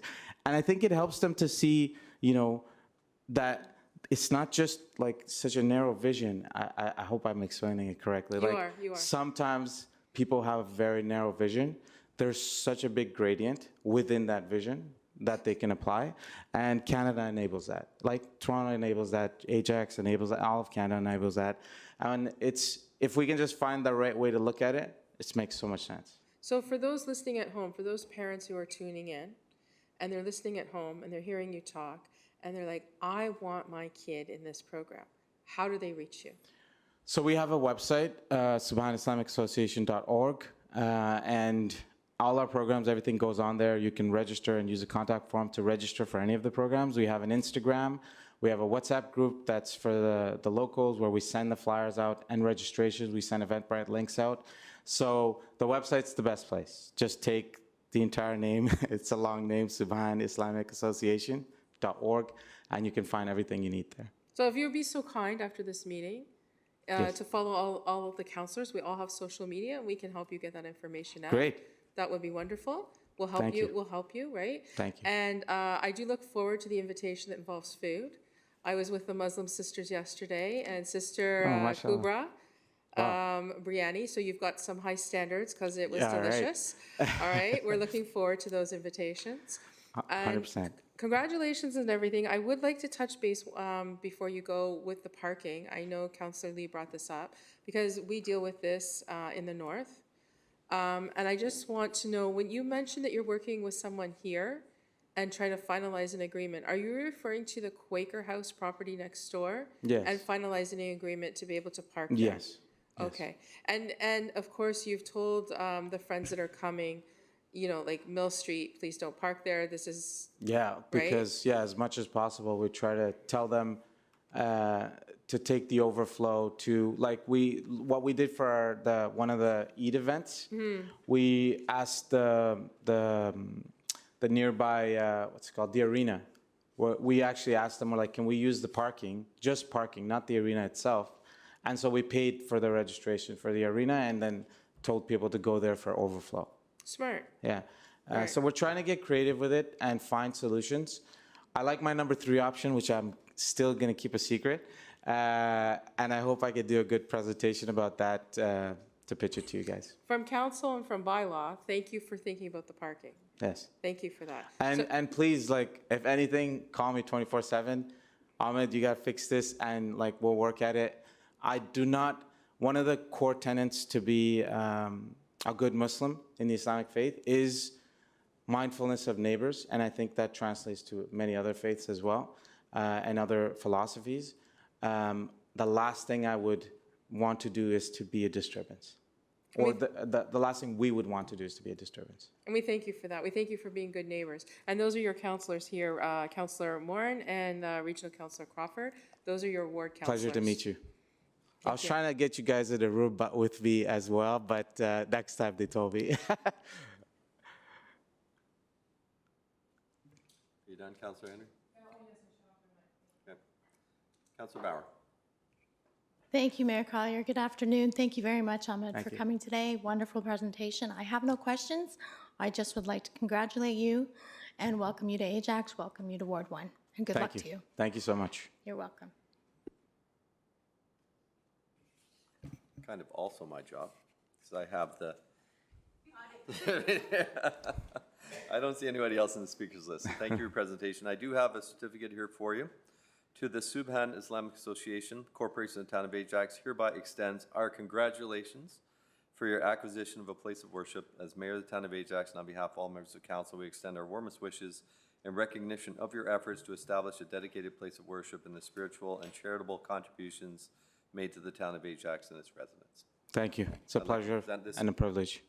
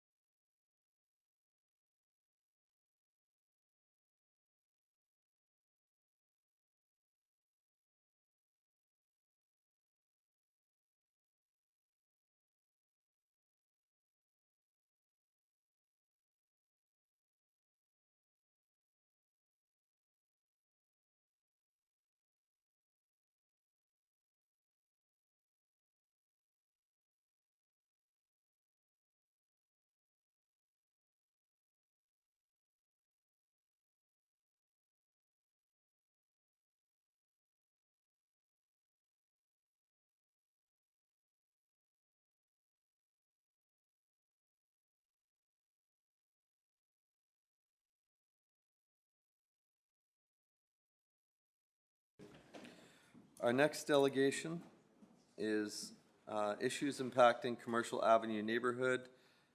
Tamika Mercurius, Ajax resident. Tamika, please come forward.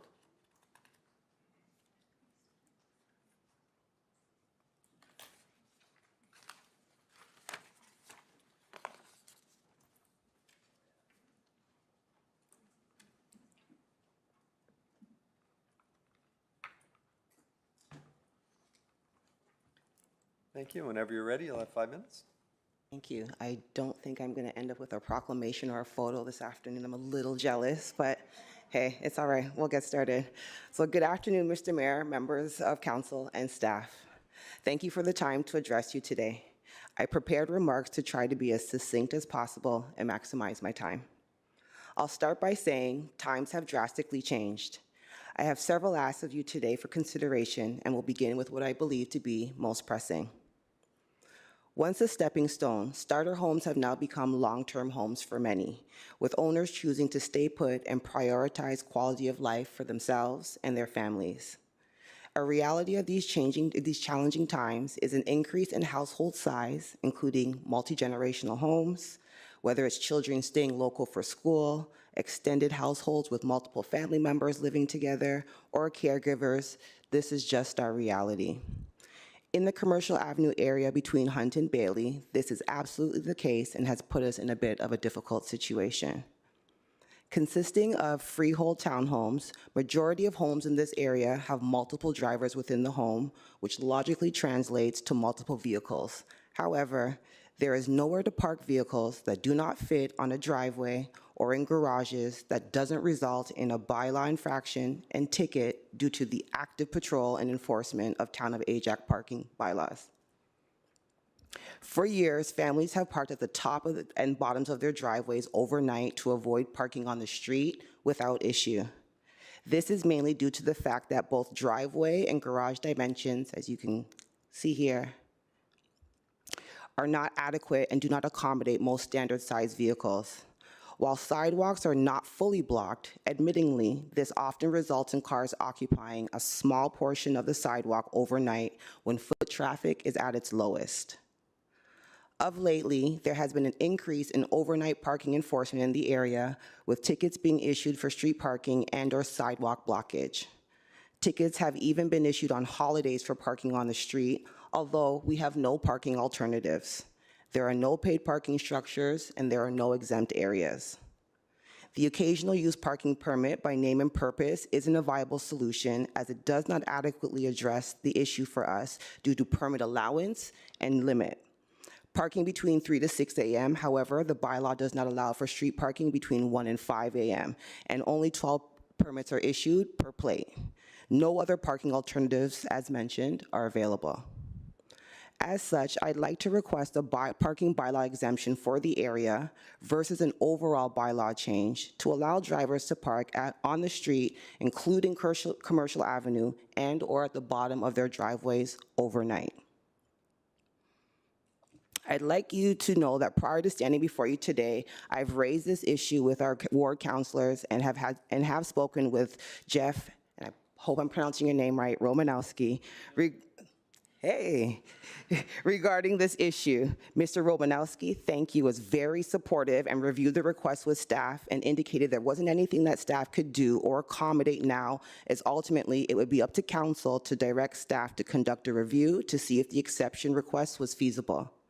He indicated that doing a site-specific, area-specific review would be required, although it may not be economically feasible, and that it probably would make sense for the town to do a comprehensive master parking study town-wide, which again, would be up to you to move forward and budget. He also informed me that staff have identified a need to do a town-wide master parking study because of some of the aforementioned points, which are not just unique to my neighborhood. As a neighborhood full of hardworking people, many with young children, we've been through and are dealing with a lot. Our neighborhood is growing with the addition of a new townhouse subdivision, as well as condo developments, with many being built with reduced parking spaces. While you consider and work through the feasibility of the master parking study, the bylaw exception would help make the area a bit more livable. To that point, our area used to be beautiful, walking distance to shopping, excellent transit options, close proximity to GO and the Highway 401 made the area desirable. It was well-maintained, clean, and thriving. Families would often walk outside before and after dinner, and kids would play along streets freely. With recent changes, the area is no longer what we've come to know and love. As our counselors may be aware, we are now dealing with an increase in crime, open drug use, vandalism, violence, noise, unsanitary conditions, indecent acts, poor property standards, and as a result, our area no longer feels welcoming, clean, and sometimes not safe. Recognizing that there is an overwhelming amount of people utilizing respite services that are good people, deserving, and I truly believe everyone needs to be treated with dignity and respect, there's also the reality that there are some individuals that are making the homelessness task force mission and lives of residents in the immediate area a challenge. With many individuals unable to secure a bed, customize support, or maybe just don't feel comfortable in the spaces, many are choosing to live outside, occupy private and unoccupied properties and spaces, and as a result, the neighborhood is dealing with those challenges. I've worked with town staff for quite some time on ways to mitigate some of the issues with success. For instance, posted signage along the street to deter encampments and support authorities in enforcing the related bylaw. Also requesting security cameras along the street on Commercial Avenue to mitigate unwanted behavior and also support DRPS in addressing crime. I've been advised camera installation will take place soon, and I'm thankful to town staff for their support. There are, however, persisting issues such as overflowing garbage bins, poor Hardwood Plaza garbage disposal that allows garbage to escape, pest issues, and results in poor maintenance of unoccupied properties that subsequently raise these concerns. And I've subsequently raised these concerns with applicable staff, again, pardon me on the names, including Jeff Bunnell and Derek Hannon. I'm happy and hopeful that you can support me today in remedying these issues. Specifically, I'd like to ask for you to consider the following requests in addition to the parking exception. A creation of a bylaw aimed at preventing and prohibiting shopping cart removal from businesses, similar to what you see being done in other areas like Oshawa. As you can see by the photos, carts are frequently used in the area and are often blocking. Ms. Mercurius? Yes. You're at 7 minutes of your 5-minute time. I'm going to have to ask you to wrap up. Am I the only person who's gone over today? I'm sorry. No, everybody has, but at 7, I will give you a reminder.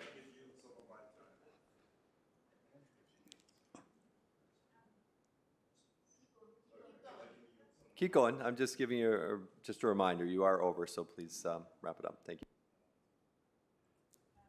2, proactive monitoring enforcement of applicable bylaws in relation to the property maintenance and noise issues with the Hardwood Plaza. This is what we see every day. Across the street from us is the back of the Hardwood Plaza. The photos show the state of the back of the plaza, show the garbage bins are not secured, bins are left out overnight, garbage is exposed overnight, and again, the debris blows up and down the street, causing increased calls to operations for support. Every day, if you drive by now, this is what it looks like. We're also looking for a penalty, warning, or enforcement of the applicable noise bylaw.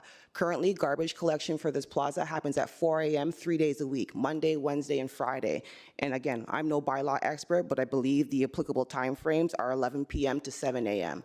This has been happening for years. And again, issues raised with the applicable town staff. Quickly, we're looking for budget, again, for overnight patrol in the area. As you can see, there's a lot of activity overnight, and overnight holidays and weekends are when there's an increase in the ramp up in this activity, and proactive enforcement of the unoccupied properties along Commercial Avenue. And I'll show you those. This is what the old Sound Center looks like right now, the top of our street.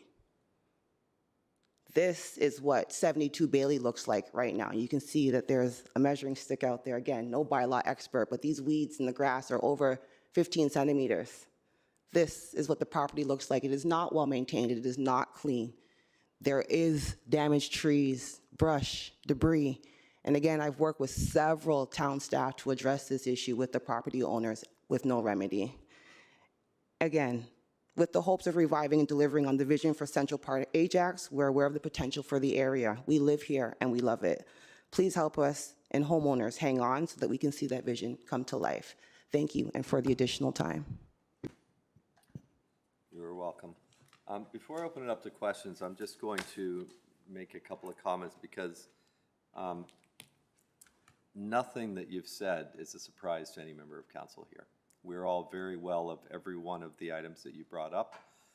I'll just touch on the parking quickly because this is what you've said is almost verbatim of what's been said by, I know, Councilor Bauer and several others around this table for decades, which is the Planning Act says that when we approve these, and I was here and Councilor Dyes was here when we approved this Sundale subdivision where you live, and we approve it kind of hold your nose and vote type of thing because we know parking is going to be an issue. The Planning Act says, and Mr. Romanowski I'm sure is going to nod, that we have to provide 2 parking spots. One is in the garage, one is on the driveway, and we've argued forever. I drive an F-150 truck. I don't even think my car can fit in a normal sized driveway. But because we're providing, the developer's providing 2 parking spots, that is deemed adequate. And we know there's going to be issues, and so what you've described is the same all over town, no exceptions. To the parking, we do have a, what is it called, the parking study? It is in the budget. I have it in for 2026. We looked at moving it to 2025, but that can't be done because there is something else that needs to be done. We're doing the official plan review. And the which? That's right, the Transportation Master Plan update, which has to be done first. So I wasn't able to move it into 2025, so that will be in 2026. But, and to an exemption, that's not something that's going to happen right now. If we do it in one area, we have to do it everywhere. And as I said, this is something that's an issue all over Ajax. We can't speak to people. Some people just have too many cars. You may not be one of them. We have people that live in your neighborhood that might have 6 cars. I see the white Jaguar parked out on Commercial all the time.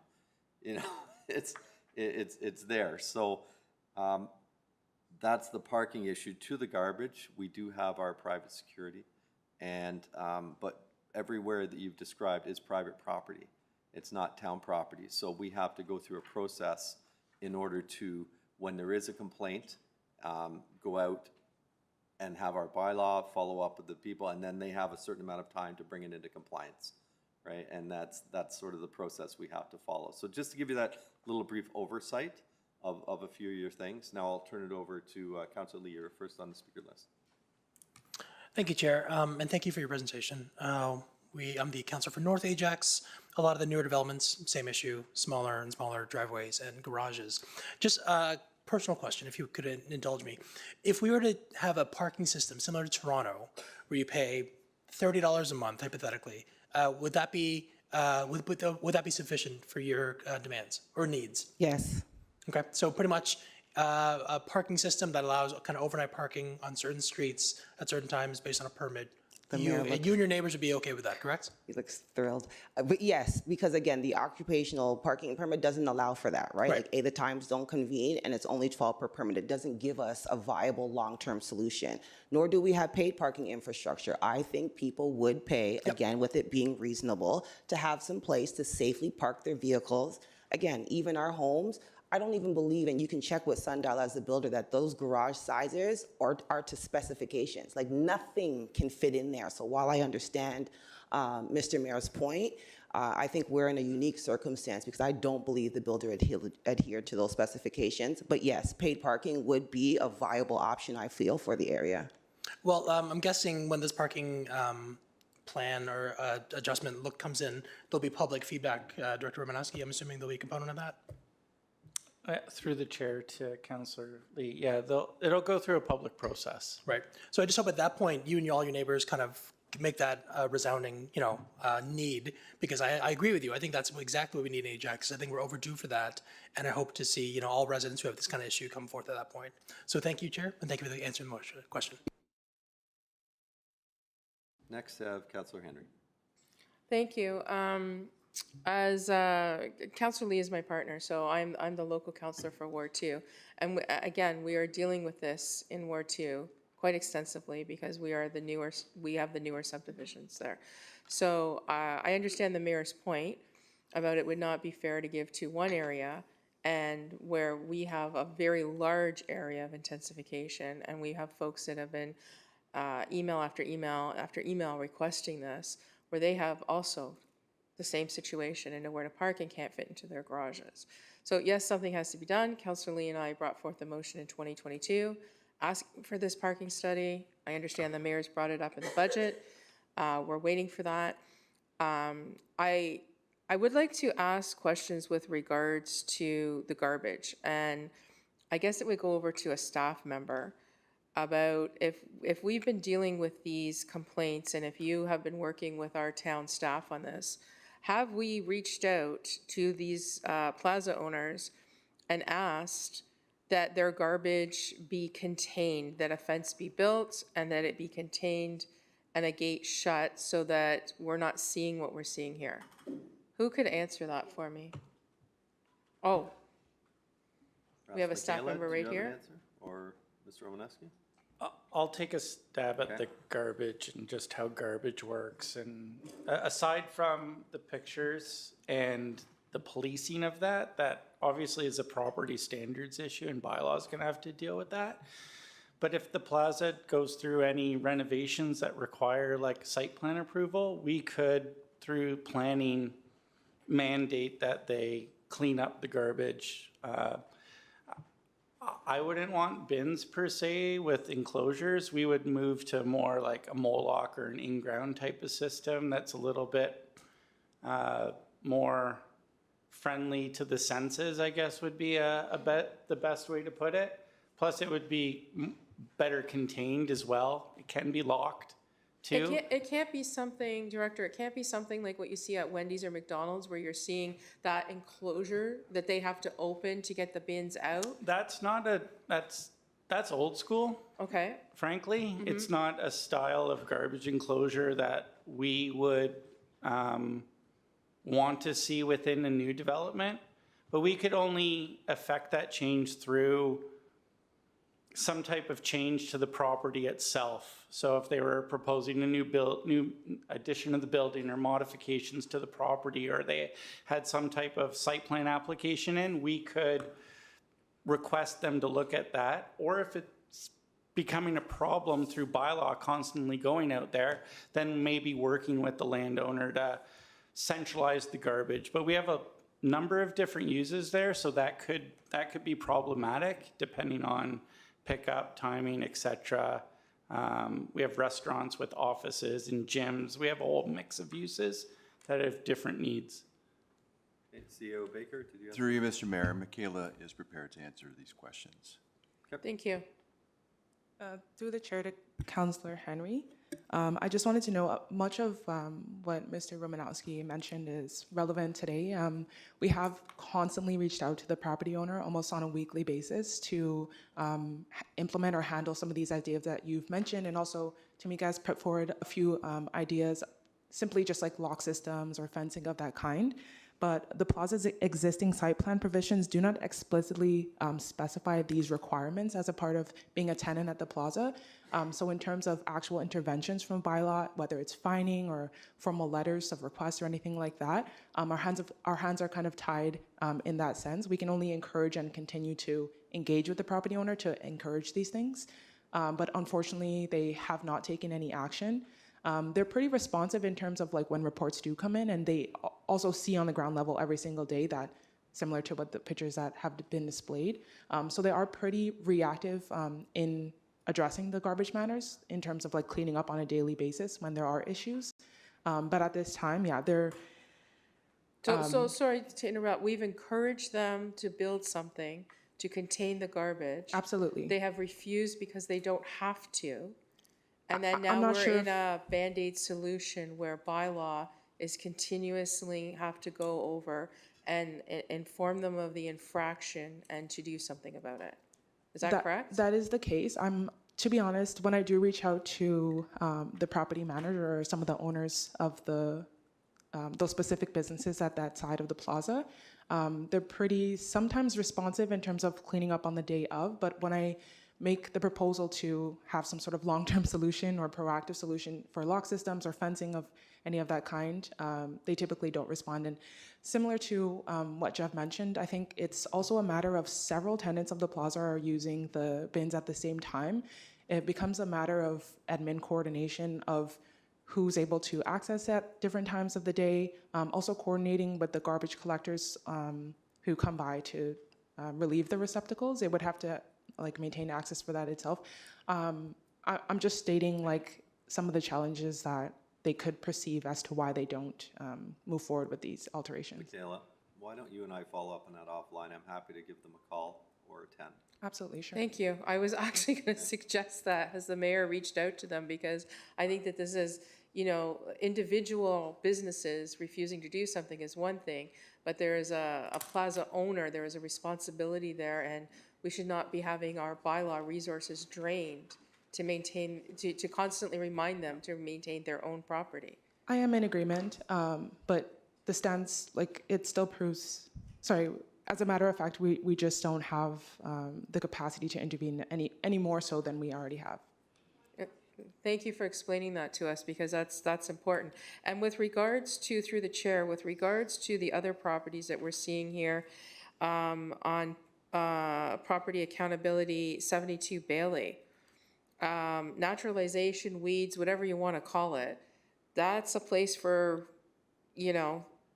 for folks to go in and make encampments and whatnot. The more trim that's back, the less chance you're going to have encampments on that property. What's being done there? I would say similar sentiments. This owner has regularly complied with requests of cleanups, and we do very regularly encourage them to install either temporary or permanent fencing And again, because it is private property, that is the max capacity that we have to intervene.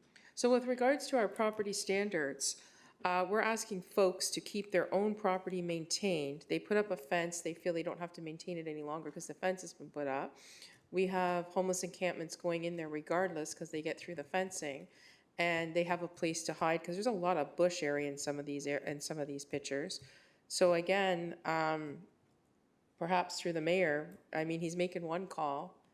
Maybe there's more than one call that could be made there, Mr. Mayor, to encourage folks to keep that clean, because Actually, we do have a policy for that, and they will be, I think they get 30 days to cut it, and if not, the town will go in and maintain it, and we will bill it back on their taxes.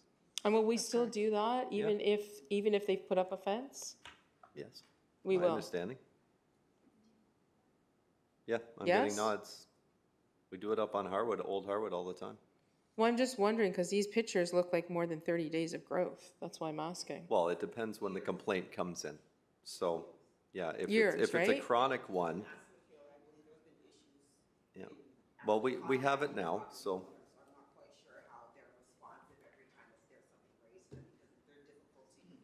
Locate, but this is years in the making in terms of that property across from the Harwood Plaza. Again, Councillor Bauer is well aware, we've had conversations about the conditions of the property, and I would think bylaw standards would apply here, not just informing the property owners, but enforcing the bylaw, right? There is a bylaw it around does weeds, apply. there is a bylaw around grass, keeping even the Harwood Plaza well-maintained, cleaned. There's a pest subsection to the bylaw. There's a tree and shrub bylaw subsection to the property bylaw.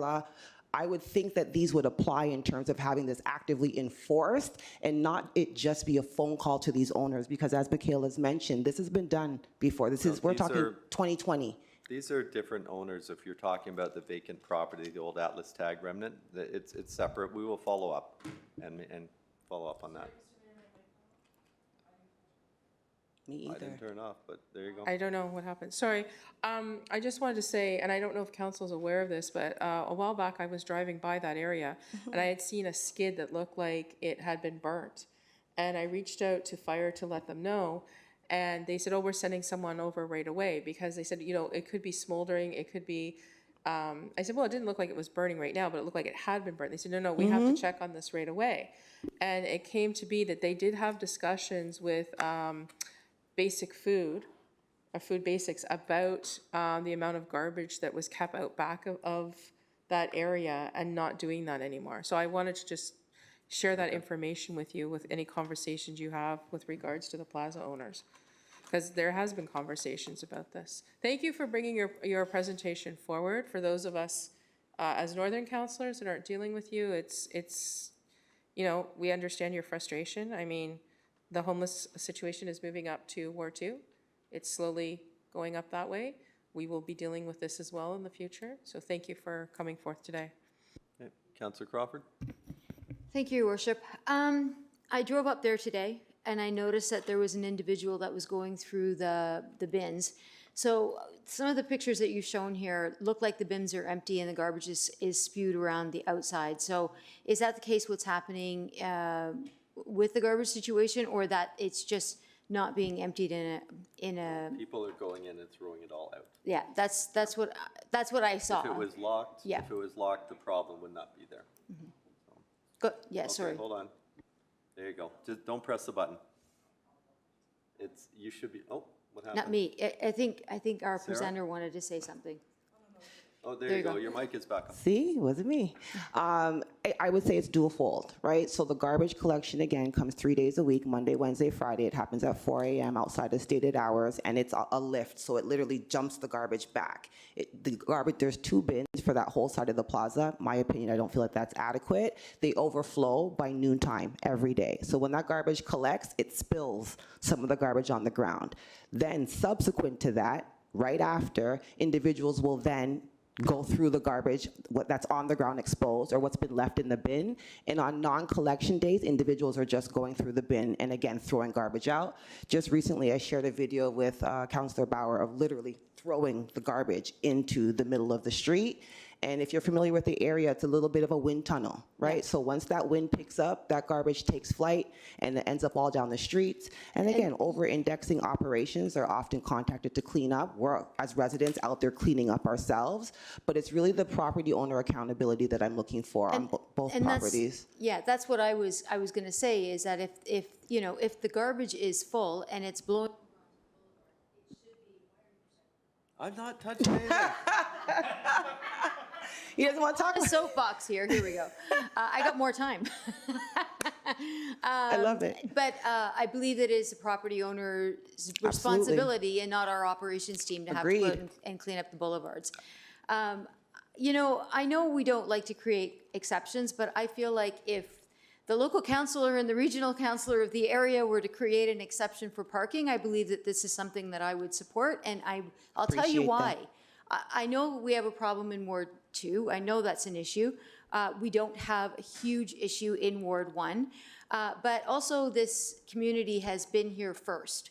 And they have had situations thrusted on them that no other community has had to deal with in such a close proximity. So I'm not going to say anything, but I think that if that was something that we could look at.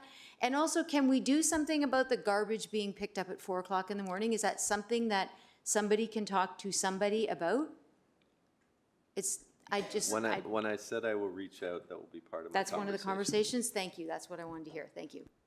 If I may, through the chair to Councillor Crawford, I was going to mention that I'll continue to have ongoing conversations with the tenants and the owners in the area to possibly relocate the bins or have conversations further about the question that you just mentioned, ensuring they're closed throughout hours, and also like consulting the regional street outreach team to help with some of the behavioral challenges that are related to the garbage. They're hiring a set of new 12 staff that start at the beginning of November, specifically for the late evening and night hours. So I'm hopeful that their team's interventions will be helpful in the situation. Councilor Bauer. Thank you, Mayor Collier. Thank you very much, Tamika, for coming forward.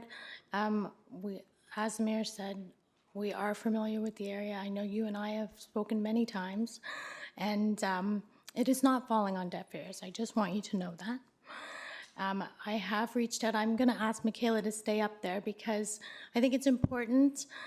You know what staff has been doing and trying to work on. I know as well. I think that our community supports person could maybe give us a summary of all the work that's being done by all staff to address the area. Your summary, please, as best you can, so we know that there is work being done. I have spoken with staff about exceptions. I know the delegate after you, I also had a conversation with, and he had very similar solution ideas regarding the garbage and the parking. So it is something that for sure we will continue to push and get, because I agree with Councillor Crawford and with you that this area, this parking issue is definitely townwide. Like, we're going to make that statement a fact. It is. What is not townwide and what is a fact for your area is the surrounding issues that have added to the troubles, including parking. So that's the solution that has to come up, that has to be solved, or as best we can accommodated, figured out. I think community supports and staff have done some excellent work working with you and your continued activism, most definitely to bring it back. This is the second time you've been here, and we have spoken many times ourselves, and Mr. Horn, who's next. So I just would like Michaela to tell everybody what's happening in the ward about that, the best that you would like to summarize for us. The garbage issue, I just, on Friday, I believe, sent a note to staff about, what is the best solution for that? Locks, fences. Mr. Horn actually constructs fences and had also offered some help in that way. So I know staff is actively discussing that as well to try and figure that out, and Director Romanowski's comments are valuable input on how to solve that. So I'm rambling, but I just need you to know that it is not falling on deaf ears. And between staff and the rest of the town, what is the fairest solution that we can come up with? So please go ahead, staff. I can try my best to summarize the multitude of initiatives that are happening for the area, and I'll kind of keep point to some of the items that Tamika has brought up. So specifically for the shopping carts challenge, this speaks to a broader issue of like limited storage opportunities in Ajax, but we continue to look at best practices for mitigating the issue of cart collection in the community, and I'll continue to also advocate to the region and local community support organizations for increased storage opportunities. For the sense of some of the community insecurity that you've mentioned and the challenge of overnight issues around like 3 to 4 a.m. whenever you mentioned that there are disturbances. So town security has daily frequent patrols that include the downtown core covering Ajax and the Harwood Plaza, both front and back in the early hours in the morning, afternoon, and night. DRPS is also exploring the possibility of extending their bike team. I believe I did share this information with you as well, but there are pairs of officers in the downtown core on bikes from May to September, so they are exploring the possibility of extending that program.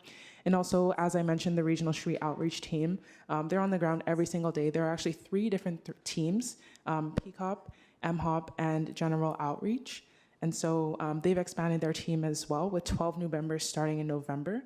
So I'm hopeful that they can be a really helpful resource in some of the behavioral disturbances that don't technically classify as criminal behavior or anything from matters of 911.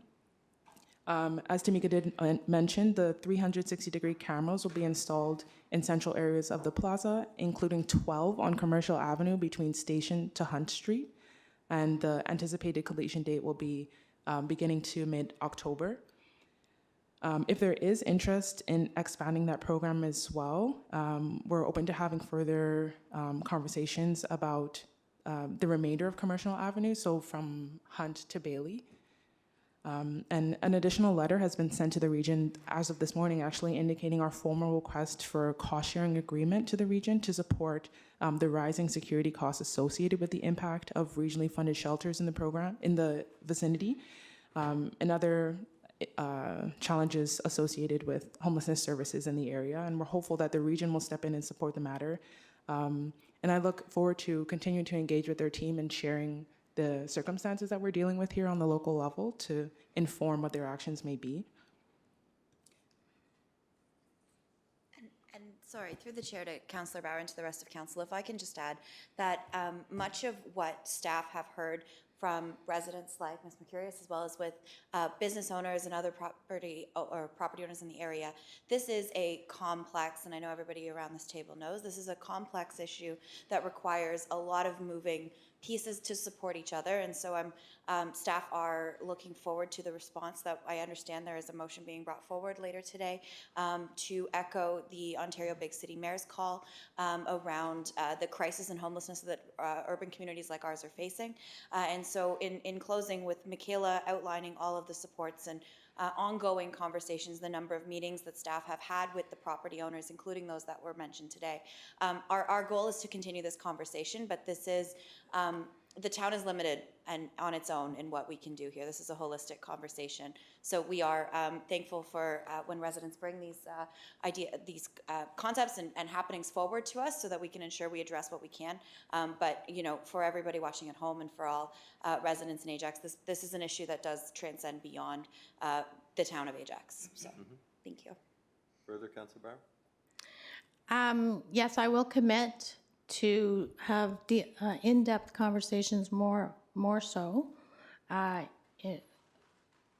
with the intention of coming up with an area-specific exception or situation for your neighborhood.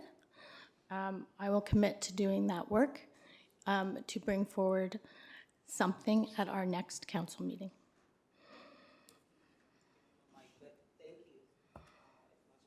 And if I could just, No,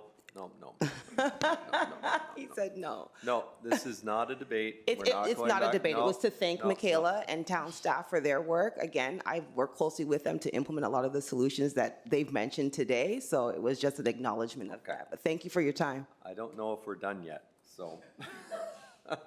I'm just going to speak quickly to the bylaw piece before I go on to Councillor I Tyler thought I Moore. was done. Because, I mean, we're doing all this stuff. We're doing cameras, we're doing all these things, which is great. However, and I'll put my chair of the police board hat on, 30% of the calls we get are not police related. They're homeless, addiction, mental health calls. And, you know, it's pointless. Like, we have bylaws. We have anti-littering bylaws. We have no drug use bylaws. We have no camping in our boulevards bylaws. We have these things.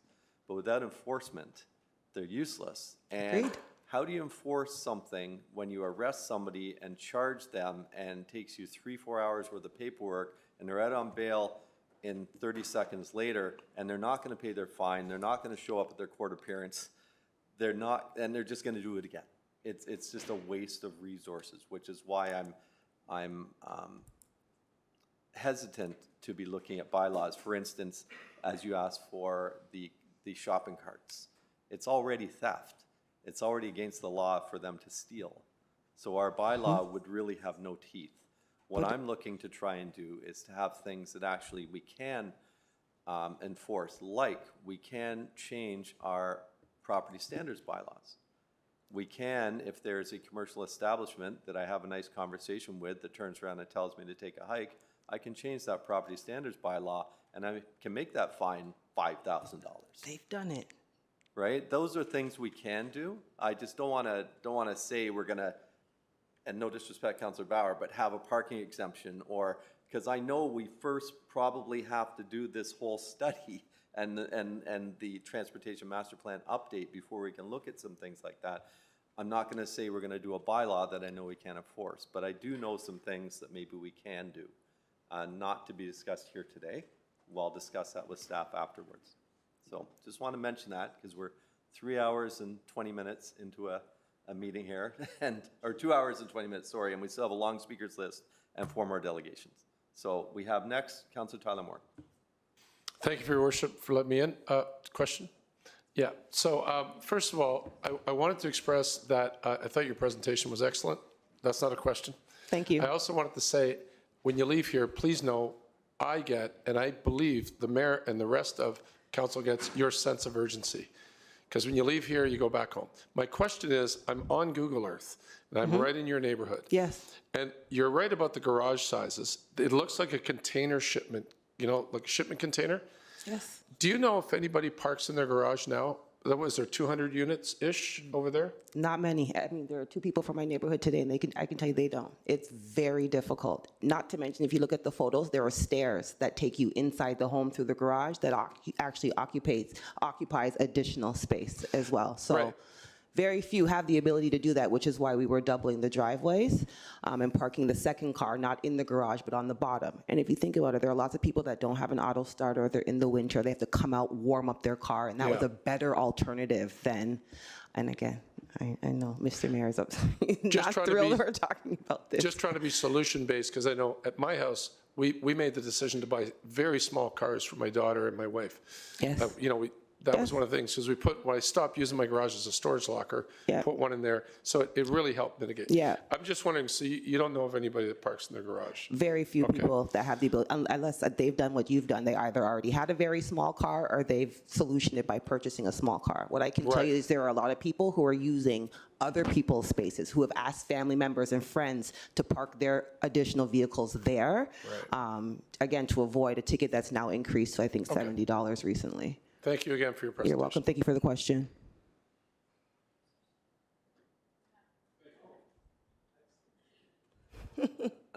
There are no one else in the speaking list. We do have another delegation next. Thank you very much for your delegation.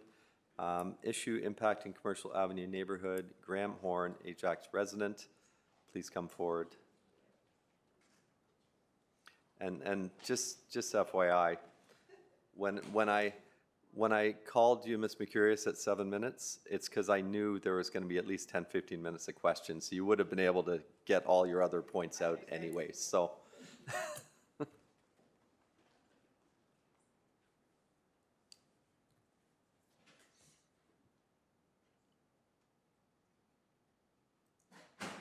Afternoon, Mr. Mayor and councilors. Tamika did an amazing presentation. She stole a lot of my thunder. So I'm going to just make it a little personal, and hopefully that you guys can give some consideration to our area. So just a bit of background. I moved into my house on March 2008. Very excited. New beginning in Ajax. And over the years, I've watched this area just deteriorate. More than any other place I've seen, right? Right now, I'm frustrated, I'm angered, and I'm actually embarrassed to live where I live. Because of the unhomed, the garbage, the visual sights that we have to look at every single day. I am a business owner in Ajax. A lot of my work takes place in Ajax. So I see different parts of Ajax, but nothing like ours. So Councillor Crawford, I appreciate your comments about our exact area, which is Stonewood Commercial, is heavily affected by this epidemic, whatever you want to call it. I'm not going to deny that parking isn't an issue everywhere else, but our exact area needs some consideration. June 15th, my work trailer was broken into by the unhomed. They stole over $6,000 worth of my tools, okay? The police chief before made reference to people who reoffend. So the person who orchestrated this crime was named Kevin Strickland. He's a longtime Ajax resident and been involved with crime for the past 2 decades. And he is out on home arrest, but he orchestrated the unhomed that live off Commercial Avenue to break into my trailer in broad daylight at 7 a.m. on June 15th. So this is why, like the mayor, I do drive an F-150. My work trailer is parked in my driveway. My last 4 tickets that I received are after June 15th, and the times are 1:38 a.m., 3:14, 3:05, and 1:50 a.m.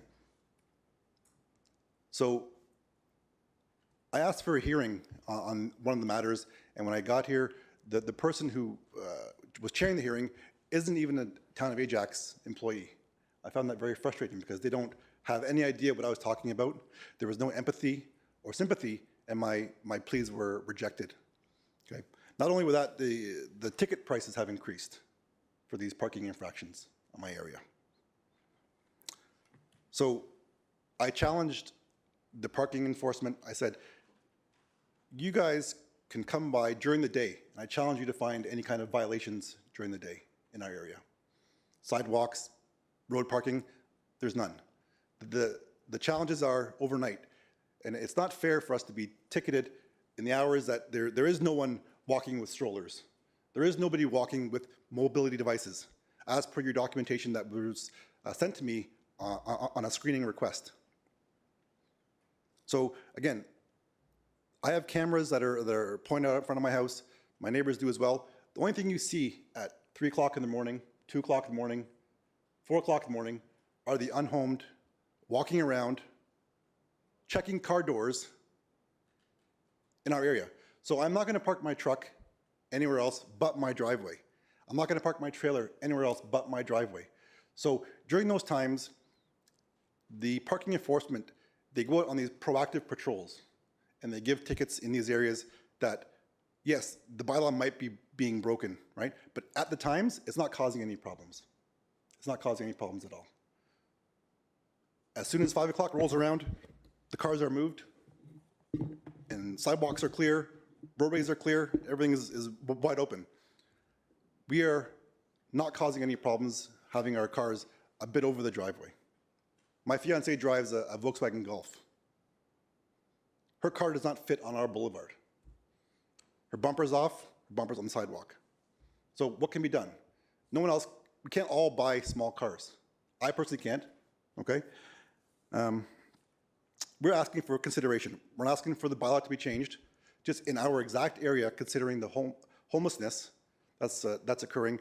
We just ask for consideration when the parking enforcement is in our area.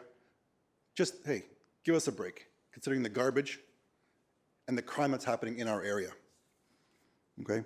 A little topic on speeding. I'm not sure what the cost is to and have speed humps installed on Stonewood, but Stonewood is now a through street for many houses and businesses. People trying to cut across Stonewood to get to Harwood between West. It's a mess. We sit there and we listen to cars accelerating up and down our street all the time. It's not safe. It's not safe at all. And I'm not sure what can be done about that, but that's something to consider as well. And then Tamika made a big presentation on garbage, and I echo exactly everything she said. We witness it every single day. My house backs onto that green space. There's people living back there. Not only is there garbage, there's human excrement. Okay, this is what we live with every single day. And I think something needs to be done. And I hope that in the future, the consideration is made for our area, that we can help clean up this area and make it back to how it used to be. Thank you. Thank you. We do have Councillor Henry with questions. Thank you, Mr. Mayor. It's actually more of a statement. This is questions, Councillor. All right, I'll phrase it in a question. I'll play by the rules. Are you familiar with the parking? I'm just trying to look it up here. It's Town of Ajax Bylaw Services. It's a parking pamphlet. It's a 2-page pamphlet that's created by the Town of Ajax. And it shows it talks about restrictions of parking. And it also, I'm noticing more and more, and I don't know if it's happened in your area or not, when the area I live in, when the bylaw has been around at night and has done some tagging, ticketing, I noticed that they're doing a proactive work program when folks are calling in and saying, why was I tagged? Why am I getting this ticket? And I notice our bylaw is doing some great work in explaining on ways to park in the short part of your driveway, the apron, and not get ticketed. And I know this because I'm now seeing vehicles that, let's say this is your driveway, they used to be parked like this over, like this over, and now they're parked this way. So they're meeting at the end of the driveway and not parking onto the sidewalk, they're not parking onto the road. And I'm wondering, has that discussions happened in your neighborhood with, as far as in the short term until we can get something figured out? Because I agree, it's an issue and we need to do something about it. In the short term to prevent the tickets, has bylaw worked with you on that, your neighbors, to tell you different ways to park in your driveway so as not to be ticketed? Well, we live in townhouses, so it's a shared driveway. Yes, I'm familiar with that. So are you asking if we can parallel park on the bottom of our boulevard? I know you can. It depends on how big the driveway is, because we have it in Ward 2. We're having the same issues in Ward 2. So in some areas, it is possible. In other areas, it's not. We have a driveway widening policy that does allow for an extension of the driveway in some areas. In some areas, it's not going to work. And I'm just asking, through your presentation, if you've had those discussions with either the planning department and or bylaw on different options of parking within your own driveway that could help mitigate some of these situations. Well, to answer your question, no, the bylaw has not given me any options. They asked me what I can do to change. Given the size of our driveways, I figure if you only drive a smart car or a Mini Cooper or something smaller, you can park that way. It's a shared driveway, so with both cars, if your neighbor has 2 cars as well, their car's on the bottom of the apron as well. So it's almost impossible, it'd be impossible to park. Unless there was an option of a driveway extension. Well, I have a green box on my front boulevard as well. Not an option. Not an option, yeah. That's what I'm getting at, like the discussions and what has come this far. Well, no, they've posed the question to me on what I'm gonna do to remedy the situation. I'm thinking, well, given my circumstances with the major theft with my trailer, which parks in my driveway as well, and I do drive, like the mayor, I do drive an F-150. So you can imagine my F-150 on the apron is not ideal. So, understood, and I thank you for that feedback. That's what I was looking for. I was looking for that feedback, is why, like more extensively, why not possible. So thank you for that. Yeah, so again, I'm just looking for consideration in our immediate area based on the increased crime to maybe, turn a blind eye for those hours that we're parked there where it's not causing any problems, but heavily enforce the issues during the day when people are out walking, which is not happening. I don't see parking enforcement out during the day, right? My truck and trailer are gone. My truck's parked elsewhere during the day. Sidewalks are clear during the day. It's only during these hours of between 1 and 5 where they're out. Oh, they are out during the day, trust me, because I got some calls last week Okay. about some folks Well, that were very unhappy. I know they are out during the day. I'm well aware of it. In my area, we seem to be cognizant of that, and our Yeah. sidewalks are very clear. It's just the fact that overnight, like Tamika said, there's multiple cars in these households. Yes, of Right? course. And the apron, unfortunately, is not big enough. And again, the officer is being proactive. There's no complaints. He's just doing his job. Yeah. But again, at the same time, we're just asking for just a little bit of consideration in our exact area. We understand that Ward 2, Ward 1, they all have parking issues, Okay, but nothing like here. Folks, we're getting into debate here, and this is not debate period, it's question Oh, period. I'm not debating, I'm in, So thank you we've for the understood information. what you're asking for. Yeah. I will point out that two things. One, we can't control who buys their houses. Most people, like me, you buy your house, you know how much parking you have or don't have. That's not our issue, respectfully. But if there are people giving tickets on your street, it is in all likelihood because someone on your street has complained of parking or of a trailer or of whatever reason. Because they don't generally, especially if it's day after day, there's a big town to cover. And so if they're out proactively patrolling, they might get you once a month or something. But if you're getting them consistently, somebody's complained and there's an open complaint on your street, and that's why bylaw are there ticketing. The officer- No response required, I'm just giving the No, information. the officer was asked that question at the hearing, and he said it was proactive. So either someone's lying, but there was no complaint. No one I'm just complains. telling you the system, and even if there was, we wouldn't know because they don't tell us. I'm just trying Well, to but offer some. just to clarity. add further information to that, when I first came on as a new counselor, I asked how the system worked, and they took me in a back room where they showed me maps, and they have certain sections of the town of Ajax they do periodically every so many weeks. They have to mark those sections so that they're not proactively going back to that section without a complaint in the process, because otherwise they're targeting in an area. So they're making it very clear that they do not keep going back to the same street, unless that, as the mayor has said, has been triggered by someone making that complaint. And that's how it works. Otherwise, bylaw would be targeting one area all the time. Now, that doesn't say that what you're saying, I understand your plight. The entire Ward 2 understands your plight. We understand, very much so. So, we'll have those conversations with your counselors afterwards, but thank you for coming forth and making that presentation. Okay, thank you. Councilor Bauer? Thank you, Mayor Collier. Thank you, Mr. Horn, for your presentation, and we have also had conversations. I very, very much agree that something has to be done or considered, because I will respectfully say to my colleagues that yes, parking is a huge issue everywhere. But your neighborhood in particular is differently impacted because of the surrounding circumstances and things that are the goings on. So I completely get that that is why it makes your neighborhood different. I will recommit what I said to Tamika, that I'll look into the commitment, but I'm just wondering, I've changed my mind, Mayor Collier. I think we need to work on this, or I didn't change my mind, actually. I'm thinking out loud. I would like to direct staff to put together a Councilor Bauer, report. This is questions to the delegation. What you're asking for would be a notice of motion that would come later. To So be acted upon finish your- today, Mayor Collier? Finish your delegation.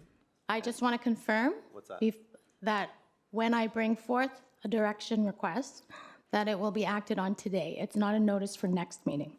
It's a notice for today. You can bring a motion at the appropriate time. It will require 2/3 to bring it on the floor today, or you can give notice of motion for the next meeting. Okay, thank you for clarification. So I guess my question, Mr. Horn, is I plan later on in the meeting to bring forth a direction to request some information from staff to outline the pros and cons, and I'm talking about fairness, because we do have to be fair.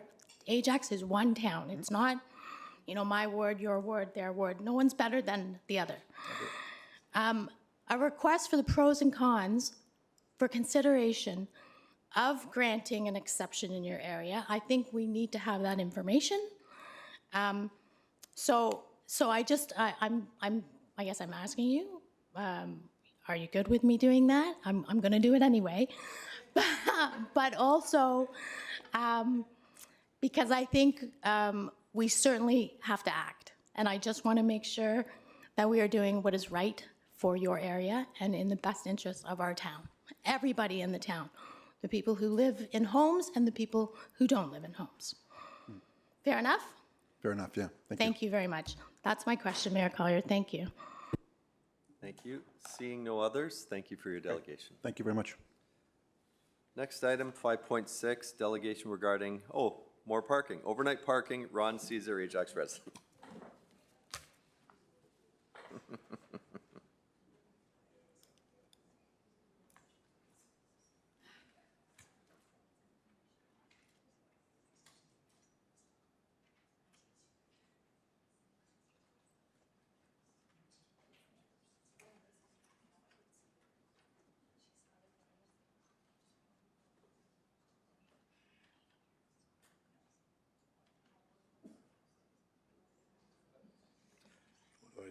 Welcome. Please go ahead. You'll have 5 minutes.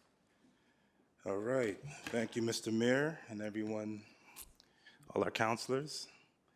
Tamika and Graham have outlined the major concerns, so I'm not going to relitigate them or restate them. I'm just going to, I have this theory I'm not sure if the councilors are familiar with that I came across while I was thinking about our neighborhood. And it's called the broken windows theory, right? Simply said, the broken windows theory states that visible signs of disorder and misbehavior in an environment encourage further disorder and misbehavior, leading to serious crimes. Today, when I came here for this meeting, I made it a point to not drive. I walked. And just 1 block over, and as I'm coming up Harwood, I saw no litter, no signs. But that same plaza, Harwood Plaza, the 300, I walked by, I have pictures, there's an untagged car, the trunk is open, windows are broken. There's also, I put in a request earlier today on commercial to have a litter pickup. All we're asking for in our little neighborhood is for a little break and to address some of these visible signs of disorder. We keep getting gaslit. Sometimes we call operations and they're asking, do you want to organize a community pickup? Well, the reality is we've been doing this for 3.5 years. Sometimes we'd wake up and because of the wind, it would blow all the garbage onto our property. Rather than making a stink, we would clean it up, put it out for garbage day. But now here we are. Now we're being told an exception is not possible because it's not fair. Well, the reality is all of Ajax is not dealing with this homelessness. And the irony of today is the homeless population, their words, not mine, said we're the gold standards for homelessness. They want to use this to spread, but I'm telling you as a resident, it can't be the gold standard because it's creating a lot of friction. And some of the residents, to the mayor's point, he can't control who buys the houses. Some of the residents are looking out. They want out, but there's concerns with what's going to happen if we go to market and someone comes to view the house and they come down commercial. That's going to have a negative impact on our value of our house. So Councilor Bauer and Councilor Crawford, well, we'll start with Bauer. I hope you bring that exception forward. And I hope as a resident of the neighborhood, we can count on all your supports, but specifically Councilor Crawford. I'll end there. Thank you. I don't see anyone in the speakers list for questions. So thank you for your delegation, and I think everyone's points have been well noted, and we have some work to do. Moving on to our next item. We've already done 5.7, 5.8 has been withdrawn. 5.9, official plan amendment, OPA 24-A3, zoning bylaw amendment application, southeast corner of Roslyn Road West and Harkins Drive.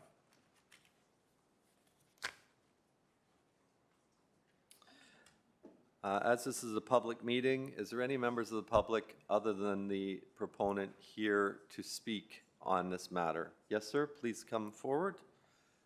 Please sign in to here, state your name, and you'll have 5 minutes. Do I have to do anything with, oh, there it is. My name's Paul Bignell. I've lived on Shale Drive for 32 years. And as the crow flies, I'm about 50 yards away from this property under consideration. I walk past it on a daily basis, and I'm really glad to see that it is going to be developed. I think that's great. I guess it was very close to being redeveloped some time ago. I think there was a 29-unit proposal. And indeed, the curbs were set for that development scenario when the road widening was done a year or two ago. So that was great. But I don't support this revised plan. I believe it's going to greatly increase safety risks on Harkins due to the placement of the entry into the parking lot. If you take a look at the map and you understand what the distances look like, that entry point to, 92 parking spots is fairly close to the corner. So I see 2 specific issues here. First, because it's so close to the intersection of Roslyn and Harkins, you can foresee that there will be collisions. What I would see happening is cars turning from Roslyn, going south onto Harkins. If you have a string of cars, the first one turns into the proposed development, and you have a rear-end collision, maybe because that car didn't move fast enough, or it has to wait for someone coming northbound on Harkins. Just the structure just doesn't make sense. And I think this risk is going to be particularly acute in the morning school rush period. There's 2 schools down that street. There's Alexander Graham Bell, and there is at the bottom of the street at Delaney, there is St. Patrick's. And you, on a regular basis today, you see traffic lined up for almost the entire length of that block, those 2 blocks actually, at 8 o'clock in the morning.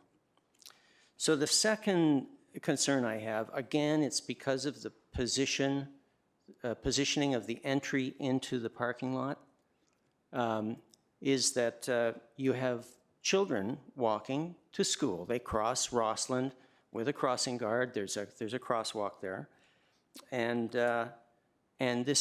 the fact that you will have 92 parking spots, people trying to get out, probably roughly the same time the children are crossing in the morning, it just puts them at increased risk. So one other comment then, separate from all of that, is that when the road was widened, that crosswalk was put in with traffic lights, but it's half an intersection's worth of traffic lights. It's not a full, it only stops traffic on Roslyn. I think regardless of whether this proposal goes forward, and I hope it doesn't, but if this proposal does go forward, please, please replace that crosswalk with a full set of traffic lights. There will be collisions. There will be serious collisions at some point.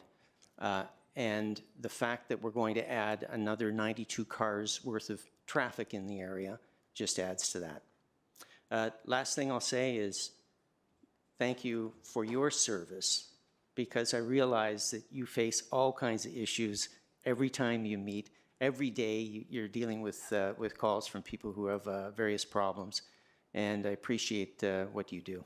Thanks. Thank you. We do have one with questions. Councillor Tyler Moore. Hi. Thank you so much for coming to council today. And we know the area, Marilyn Crawford and I know the area very well. We know Shale have friends that live on Shale that tell me a lot of things, even though so today is just a zoning change, which I know, that's a domino, because next thing you know, and I've been told that it looks like the developer is ready to go. So the idea, so I was going to ask you for a full signalization of that street, you think would mitigate your theories of the collision possibilities. Is that what you're saying, sir? It would make it less likely that you would have a collision right at the intersection. Okay. I think the crosswalk makes it more convenient for pedestrians, but right now I think there's an accident waiting to happen. I think the other thing that I should mention is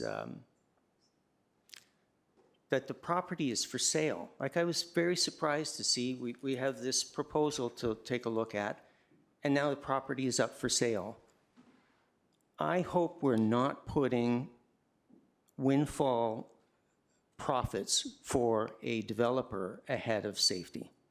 Right. I do believe that the original design, or some version of it that maybe is, rather than 80 units or 29 units, is 60 units, because you use that original entrance, the original planned entrance to the parking area off of Rossland Road.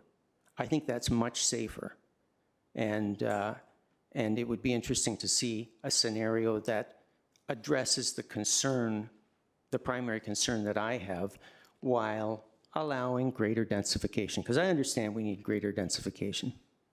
Okay, I was just going to say, we could speak offline because there's more insight that doesn't really revolve around a question, which I understand this question period, but an exit on Roslyn as well. This is not a design, it's just about zone, but Yeah, okay, I I'll understand. just leave it there, but let's connect. And I know Marilyn Crawford is, okay, I'll leave it there. Thank you, Chair. Okay. Just before I go to the next speaker, I'm just going to give a bit of background, because this is something I've been dealing with since 2003, since I was the Ward 1 councillor. And I've seen many, many iterations of this site. Yeah. And this one, there is no report in front of us, because this is one that was actually staff-driven, but we're doing it through mayor directive, just because it just was more for time management. But yes, after seeing all the other ones before this and hearing all the residents' concerns about the commercial and all the others, this actually, to me, seemed to make the most sense. I'm not a traffic engineer. I don't know if you are. I can't speak to what you're suggesting as far as the crosswalk and stuff, but I know that traffic studies will be submitted as part of site plan, and all of those things will be looked at. We did just go through, we spent somewhere in the neighborhood of 20-something million redoing Roslyn Road in that section. Right. And they did look at all these intersections and all of those different traffic controlling features. So that stuff has been done. But this one, when it does get to the site plan process, if this is approved today, will be looking at all those things. So, and again, Okay. I can't speak to it because I don't have the expertise, but we have people on staff that do. Does that help? Yes. Okay. Councillor, I have Councillor Henry next. Thank you, Mr. Mayor, through you to staff, and thank you, sir, for your presentation. So as the councillor for the other side of the street, Roslyn North, the folks from the Canton area lane development and all on that side, on the northeast side of Church and Roslyn, reached out to me and Donna Edwards, who's a public school board trustee last year. And I want my colleagues to know these concerns because you brought up the crosswalk, and that is an important concern with regards to this development. I'm not opposed to the development. Something has to go there. That's just a fact. Somebody owns the land. They have an entitlement to build something there. Something has to go there. I will agree with the mayor. I don't think that's a place for a commercial project. I think, housing seems more reasonable. So my comment and question to staff would be, is this a possibility to have a lights there? Because there was a consultation with Donna Edwards where she literally walked with the parents along that walkway. We as staff, we on the staff side did our job through the consultation between her and I to make sure that the sidewalks were better maintained. Property owners were neglecting that on the north side of Roslyn going up along Church. Our Councillor staff got Henry, involved. This is questions to the delegation. Sorry, I'm going to ask a question to staff, can I? After, this is questions to the delegation. Okay, so when you are having your concerns for lights in this area and you're mentioning the crosswalk and accidents, have you also heard from parents concerns about the safety of the crosswalk of the area? No, I don't Your talk to a lot of them. Your concerns are vehicle traffic. Well, no, my concerns are, first of all, vehicle traffic. Just because of the proximity of the entrance to the parking for this proposed development and the intersection at Roslyn and Harkins. It's too short a distance. But again, if traffic's going to take a look at it, fine, that's great. The other concern was it's going to be just, again, because of the placement of the entrance on Harkins as opposed to on Rossland. If it's on Harkins, the kids that are coming across Rossland at the crosswalk or the lights are going to have to walk past yet another place where up to 90 cars at some point during the day will be coming out. It's just another unnecessary minor risk. So it's both. It's vehicular and pedestrian.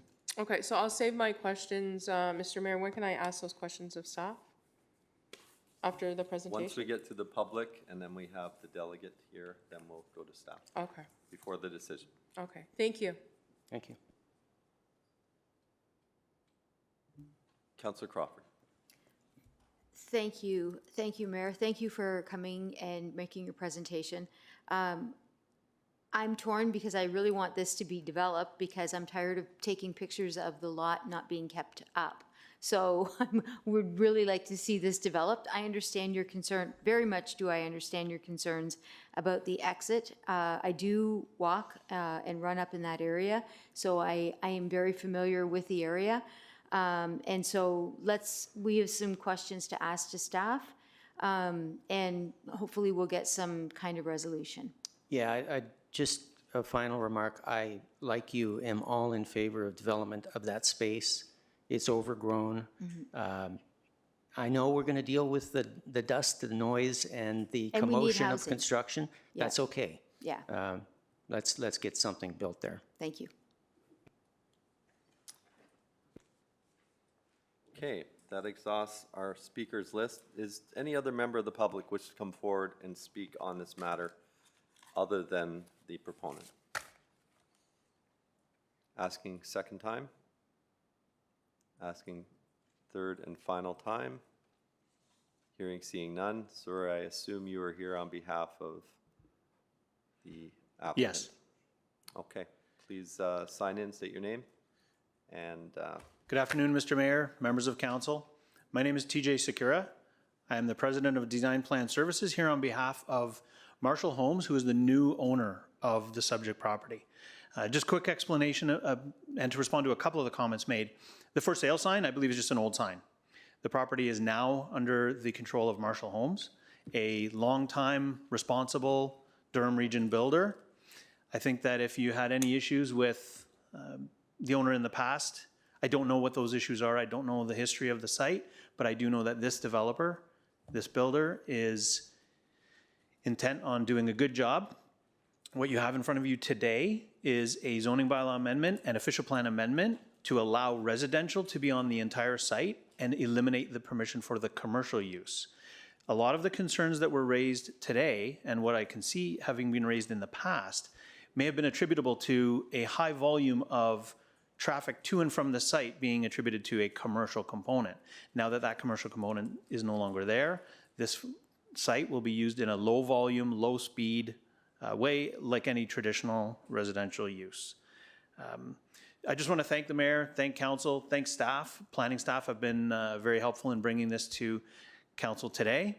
I want to keep my comments brief because I know it's been a long meeting up to now, And so I'm happy to answer any questions you may have. Thank you. And first question is Councillor Crawford.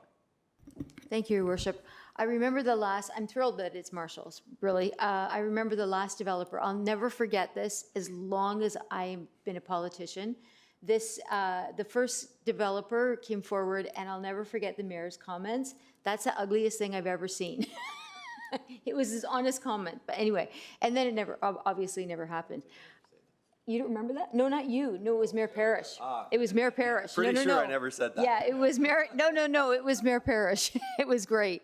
We've known that this is going to be developed for a very long time, and the fact that it is residential makes it much less of an impact.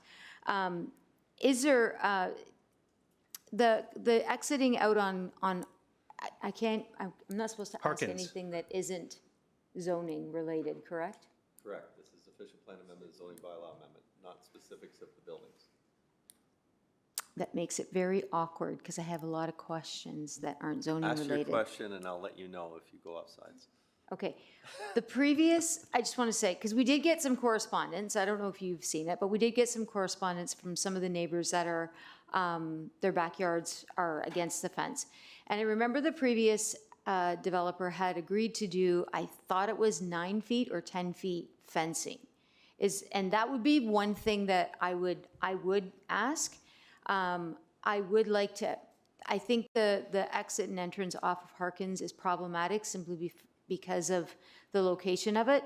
And I know you're giving me a lot of leeway, but I just want to state for the record as the regional councillor that those are two things that, that the fencing for sure I would be requesting, but I would really like to have further conversation on with traffic on the entrance and exit, but. I don't know that we can do it over an 8 foot because that is the bylaw, I believe, but can someone clarify that for us? Through the chair to the chair, 8 foot, what exactly? Fencing. Fencing? Is there not a bylaw limiting the height? of the Fencing fence? can be higher through site plan approval. We can approve higher fencing. With regards to the access, the original approval did have access on Harkins and had access out onto Rosslyn. The original development did not trigger the need for lights. Yeah, That's a I know. pedestrian signal at Harkins and Rosslyn that was done through the Rosslyn Road widening. We can look through site plan approval, ask the applicant's consultant to look at a signal warrant analysis. In my non-traffic, non-transportation engineer perspective, but being in part of development for a long time and being the planner that originally worked on this file, the Harkins access for traffic is probably the most safest access, and there are things that we can do internal to the site and within the boulevard, signage, line painting, etc., similar to some of our commercial plazas that abut sidewalks or close to schools, and work with the developer to, put those, I guess, that signage and those precautions and stuff internal to the site to ensure that we have that proper interaction between the sidewalk and the street and the access point. Thank you. Okay, I'm going to go to Councillor Tyler Moore first as the local councillor, then to Councillor Henry. Councillor Tyler Moore? Sorry, Mr. Mayor, I think my question would be helpful to Councillor Moore, and I am next in line. I'm the chair, and I'm going to go to Councillor Tyler Moore as the local councillor, then to Councillor Henry, which is usually what I try and do. I just forgot the last one. Councillor Tyler Moore? Thank you, Your Worship. My concern moving forward, in 2018, just to give you a little background, when I was campaigning and I would walk in the sidewalk south of Roslyn on the east side on the property of Marshall Homes, glad to see they're the developer, and had to step off the sidewalk because the bush was growing off of the property. So between now and the development, can you please ensure us that the property will stay clean and maintained and not get out of hand? Because, it takes time, and I know that it feels like Marshall's on it. It's going to be coming soonish. But if it's not till, May, between now and May, can you please make sure that the property should be easy, because there shouldn't be a lot of grass growth between, just clean and safe and, presentable. So just on the specifics of your question, I think you might be referring to the east side of the property where it kind of bends up a little bit, because closer to the intersection, it looked like the bush was cut back. I'm not, I'm referring to the part that is on Harkins. Oh, on Harkins, And the okay. overall, but especially that part. Overall, I don't think there's any issue whatsoever that concern will be taken into account, and the owner will try and keep it clean. We Perfect. do have So to it- go through the site plan process, so there will be some time. I mean, if they could be under construction tomorrow, they would be, but, Yeah. there might be a little bit of a lag in time between today. They just acquired the property, I believe, at the end of August, so it's been a very, very short time till today. I don't think there's any issue with keeping it clean until Yeah. something happens. I'm not trying to rush the process. I know there is a process, just asking, and you've said it for the record that. I saw the proponent with a thumbs up. Yeah. so Okay, I perfect. think Thank are you. Thank you, going sir. to- Just keep it clean. Okay. That's it. Further? Okay, Councillor Henry? Thank you. If you'll give me a little leeway here, I think I could be helpful. My question would be to Director Romanowski. Knowing that we have a school coming on Hearst, currently right now, the children of the Canton area are coming down through to that crosswalk and crossing over, and the parents that got upset about the children having to cross there are driving into that area, thus causing the additional traffic. Once the school on Hearst is built, do we know, have we communicated with the school board if those children will now be going over the other side of Church, thus eliminating all the traffic that's coming in the area, thus eliminating the need to move the entry-exit point off of Harkins and change it to Roslyn, because now we won't want, number one, have children crossing at that crosswalk, and number two, having Councillor all that Henry. traffic coming in. Do we know that? This is school board stuff. We I are not realize school that. board. We are town council, and these are questions to the proponent at this point. So can I ask them if they know? Sure. And the reason I'm asking it is because it changes, I'm seeing a perplexed look, but you can ask right? if you want to. It changes if they need to change their development. These are also Right? site plan questions. This is the zoning and official plan, but if the proponent's representative can answer it, great. I'll just take a very quick stab, and then I think staff may have some additional. I mean, the development principles of this property have already been well established. The school boards are aware that this will be developed. The school boards are aware of population coming, so they should be accommodating for that. And the proposal in front of you today is not changing anything. In terms of pupil generation rates, I think the change that you're seeing today, removing the commercial and adding residential, may result in one additional pupil, if not a fraction of a pupil. Oh, sorry, I'm not concerned about an additional load onto the school board. What I am saying is the development north of that on Hearst, they're getting a new school. So by getting a new school, the children that were coming from this area down into the area where you're developing, you might not have children crossing over where your driveway will be, thus eliminating the need to move your driveway from, what is it? Harkins. Harkins to now moving it to Roslyn, because now there's less children coming down this way. Now there's less cars coming down the street. So the person that presented before you. I know, Councillor Henry, we're going to stop this conversation. Okay, I'm just It's not relevant asking. to the application. No, please move on. A point of order has been called by Councillor Lee, and I am upholding Okay. the point of order. Do you That have was any my fur- question. Oh, okay. No, that was it. That was my Anything own further? question. Okay, thank you. I'll just ask quickly, what is the time frame? Has site plan application, is it ready to go? Very soon. Very soon? Very soon. What's that mean? Because I'm used to talking to the province, and that could mean 2 years. We're just preparing, yeah, no, we're not the province. We're preparing all the final architectural details. We've had a pre-consultation with staff already, and so I can't see it being more than a month or two before a formal application is made. Okay, and formal application, we don't like anything Weeks. over 2 submissions, so we could be in the ground May, potentially? Is that fit with the applicant schedule? Thumbs up again? Okay. Yes. And we're gonna keep the grass cut, and we're all happy. We're all happy. Okay, thank you very much. I believe that. Excellent, thank you. I've covered all the public statutory parts, yes? Okay. Nothing further. Moving on to our last item on the agenda before we move on, under presentations, delegations, is section 5.10 under the relaxing of the rules, the Franco-Ontarian Day And I'm sorry, whoever's here to give the delegation, I do not have your names, but please come forward. To you, Mr. Mayor, they were supposed to join us virtually today, and we've been trying to get in touch with them, and they've not joined. So at this point, you can proclaim or decide to move on to the next item on the agenda. Well, no, we're just gonna, well, let me just look at this.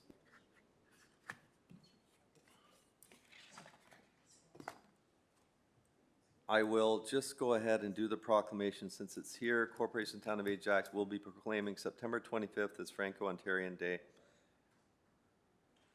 And we'll just leave that there.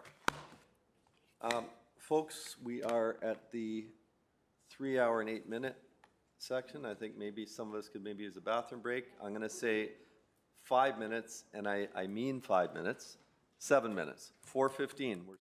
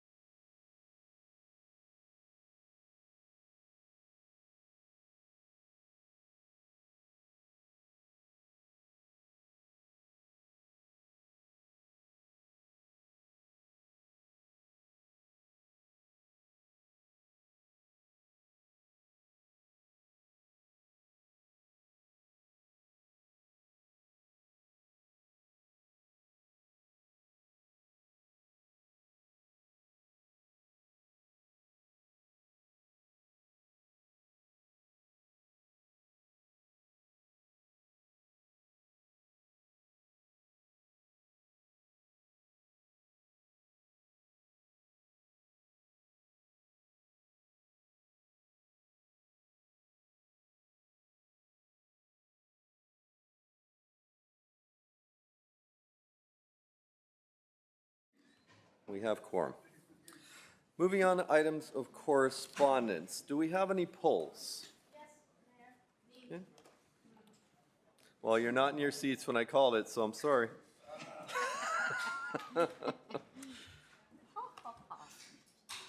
Councillor Bauer.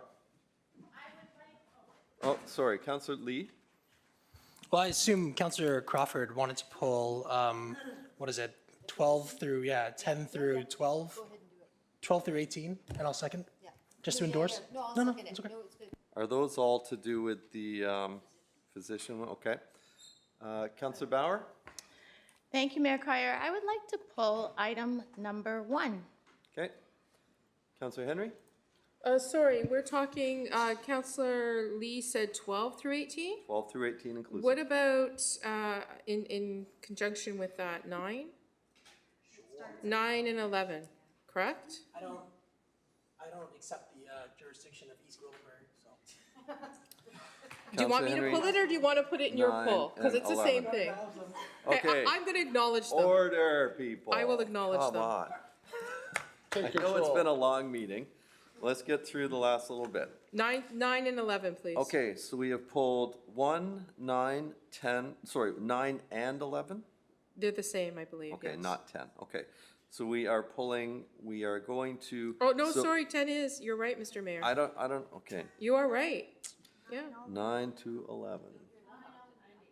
9 Actually, to 18 then. I There you hear it go. all the time. Okay, so move by, and I don't know who this squiggle is. Me. That's Sorry, RTM? I shouldn't have done it. Okay, moved by Councillor Tyler Moore and seconded by Councillor Dyes. The report dated September 16, 2024, containing items of correspondence be received for information Pretty contentious. other than items 1, 9, 10, 11, 12, 13, 14, 15, 16, 17, and 18. Please vote.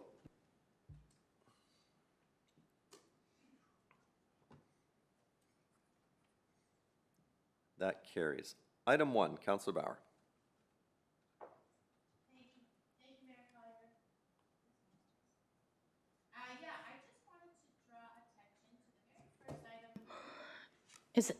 Here we go.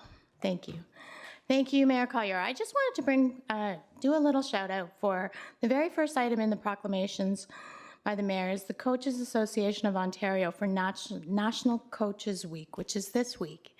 Just on a positive note, I think at one point in our life, most of us have been impacted positively by the work, the volunteer work usually, that is performed by coaches. And I think this is a great recognition of, time, effort, generosity.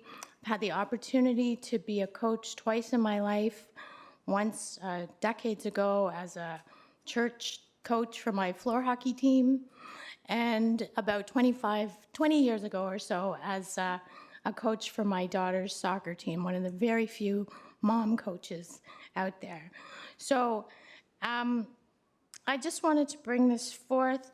You know, it's parents and family, educators, caregivers, and coaches that really have impact on our children. I was at the AMO conference last month, and someone who now works for the Ministry of Transportation, after our delegation came up to me, and I had coached him on the floor hockey team. So he remembered that over 30 years later. So I just think this is great that we're doing it, and I just wanted to provide a shout out for anyone who gives their time and dedication to our youth and athletes. Thank you. Thank you. Councillor Bauer, you're removing receipt. Can I get a seconder, please?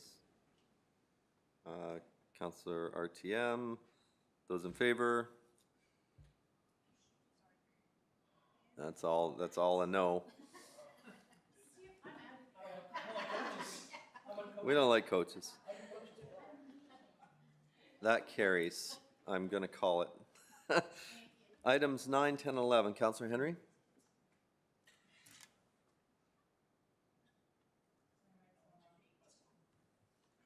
Councillor Henry. Thank you, Mr. Mayor. Just to state, as we already know, 2.3 million Ontarios lacking access to family doctors. We have a lot of possible doctors, family doctors retiring in the next 5 years. And I will say, Councillor Leahy in Whitby, his wife was a family doctor who recently retired and did a very touching video the other day explaining 3 hours of paperwork that is required of doctors and how it's hurting the practice. So yes, to receive, I'd like to move these. Thank you. Receive or endorse? Endorse. Okay, can we get a seconder, please? Councillor Crawford? Those in favor?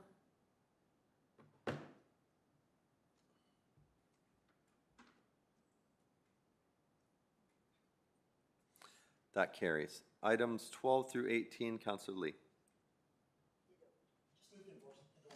Do you have a seconder? Councillor MC. Anybody wish to speak to this? We're all going to speak to the motion coming up shortly, too. Those in favor?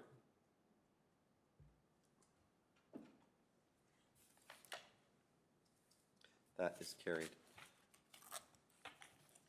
Moving on to reports, we have moved by Councillor Henry, second by Councillor Lee, that the Community Affairs and Planning Committee report dated September 3rd, 2024 be adopted. Questions, comments? Nope, those in favor?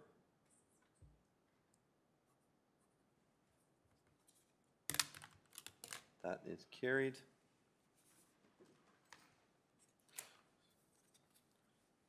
Moving on to General Government Committee, 7.2.1 GGC, September 9th, 2024, moved by Councillor Tyler Moore and second by Councillor Henry, that the General Government Committee report dated September 9th, 2024 be adopted.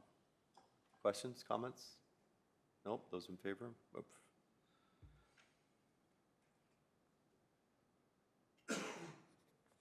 That carries. There are no advisory committee reports, departmental reports, 2024 RC 2024-07, 2024 user fees. Mr. Vita, is there a presentation or anything, or just a report? Okay. Moved by Joanne Dyes, Councillor Dyes, second by Councillor Bauer, that Council received the report titled 2024 User Fees Adjustments for General Recreation Programs for Information, and that the amending fees and charges bylaw included as ATT1 be endorsed and forwarded to a future council meeting for approval, which is this council meeting, isn't it? Questions on the updated fees? This is in addition to what we did the other day, I believe. No? Please vote.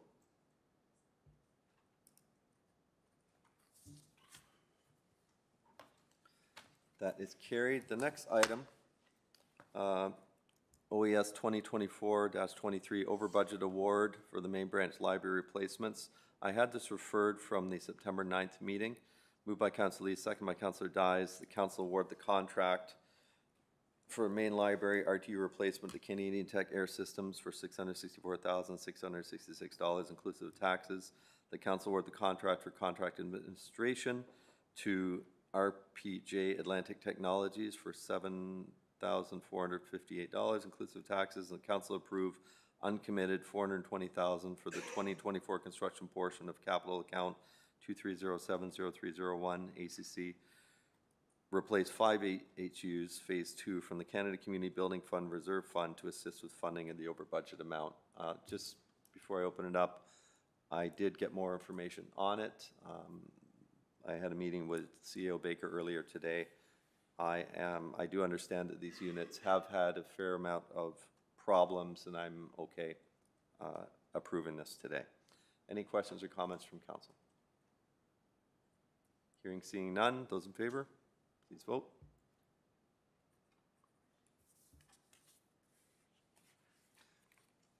That carries.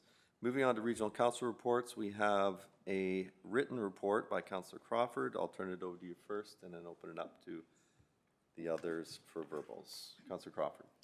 Thank you, Your Worship. I just wanted to say we had no works meeting this week, this month in September, but that the green bin program is moving really well. I am happily filling my green bin with dog poop, and it gets picked up every single time, so I'm very happy about that. At curbside, we had another curbside giveaway this weekend, all successful. Our residents are really enjoying this. this program. DRT has had million riders over the months of May, June, and July, which is amazing.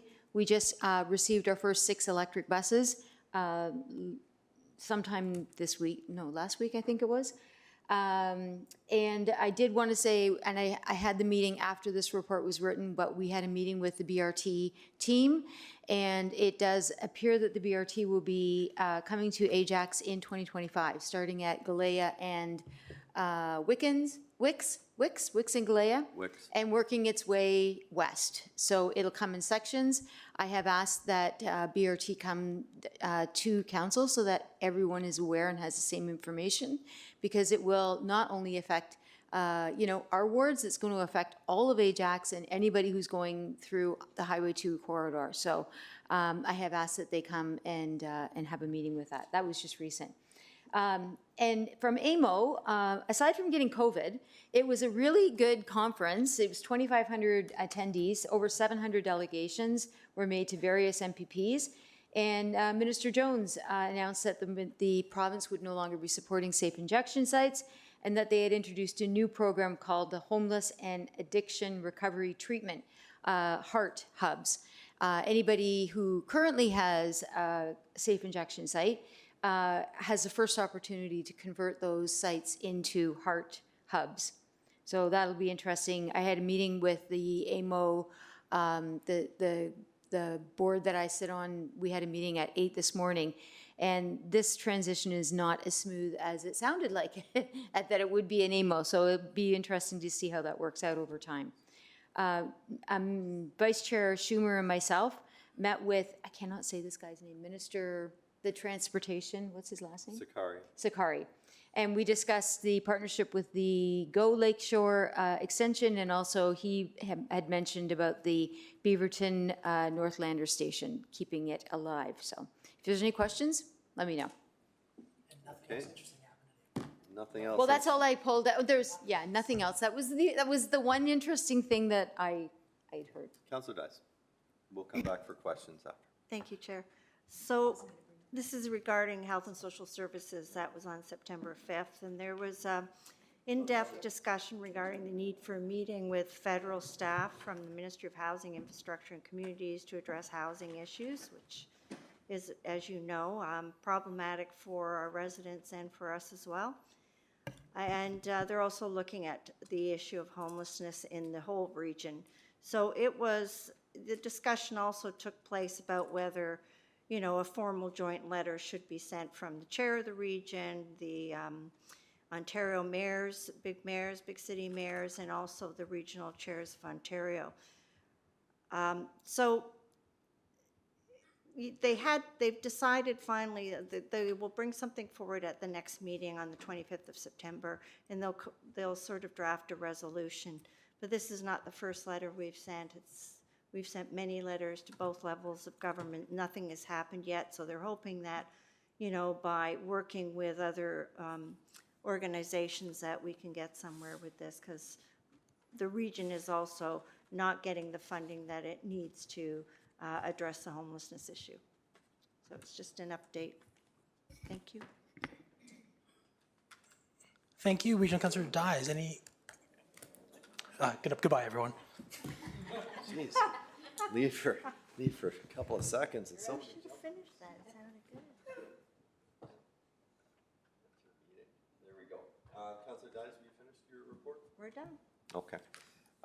Questions? Councillor Lee? No? Any questions on regional council reports? I will just note that the curbside pickup on the 14th was very effective. It was also on the 13th, the 12th, and the 11th too, because I just put stuff out and people just came and took it. It was great. Yeah, free stuff on Gregory. All got picked up. I'm apologize. I wish I hadn't missed the electric bus delivery, because that was one of the things that came in when I was the chair of transit, and we did use the gas tax at the time to purchase those, and that is the first in the region. I'm interested to see how those work out, because it's an interesting concept. It's really expensive. But they also took, I think, 2 years to order, something like that. So moved by Councillor Henry, second by Councillor Tyler Moore, that the report titled Regional Councilors Update M. Crawford, September 16, 2024, be received for information. We'll do this one first. Those in favor?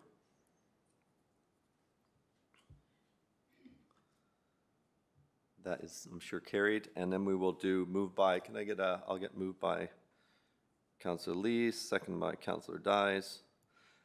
That the reports, the regional council reports of September 16, 2024, and the verbal reports be received for information. Those in favor? That is carried, I'm sure.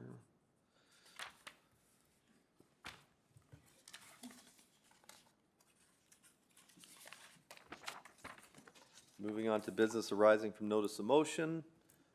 Give me 1 second here.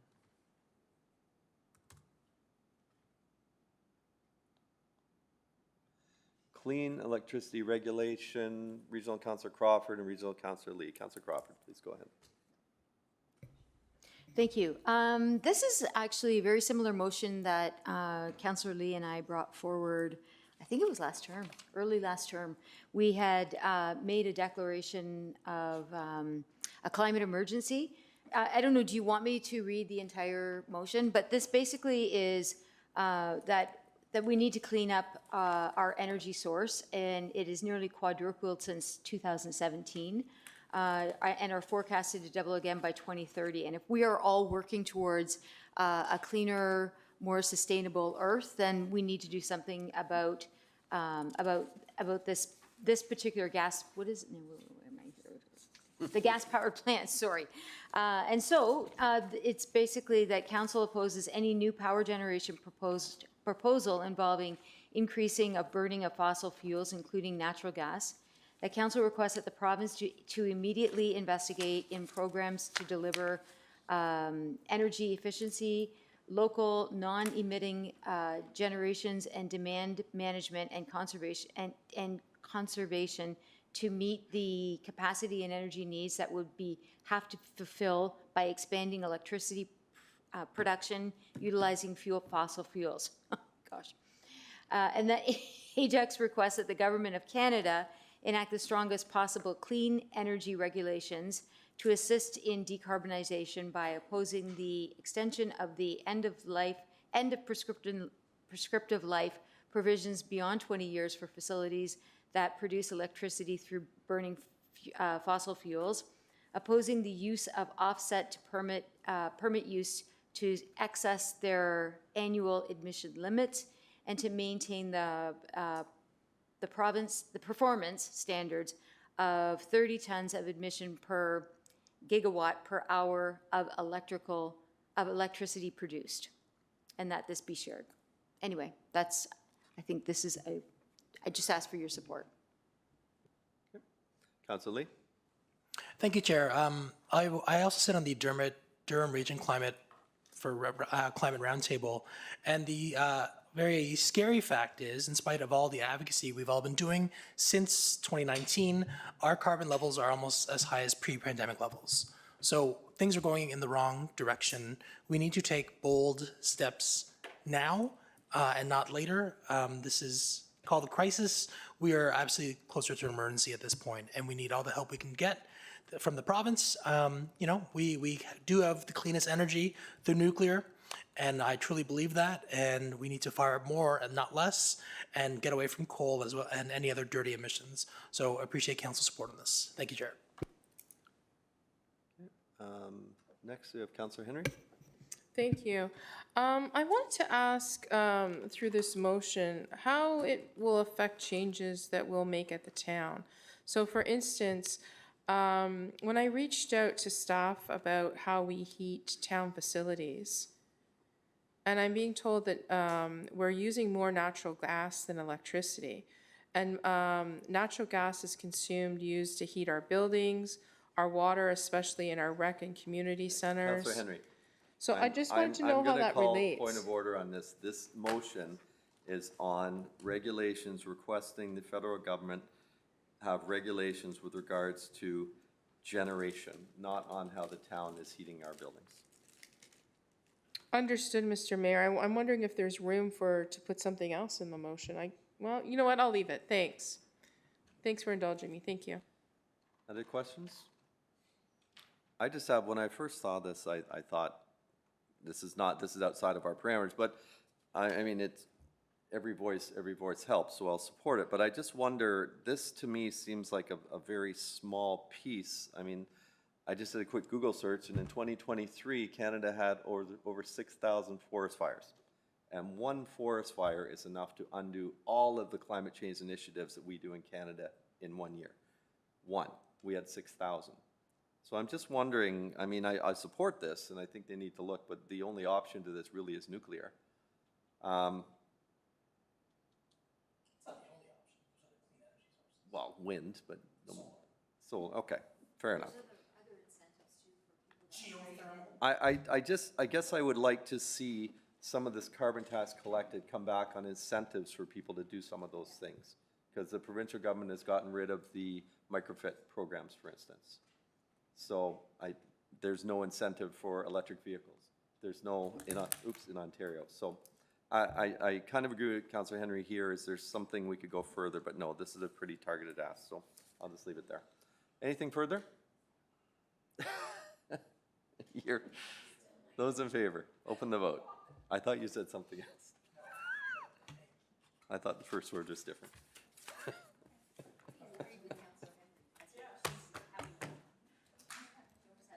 Did you? Well, it happens. It happens. Next item is the provincial regulation. To you, Mr. Mayor, we're just waiting on one vote.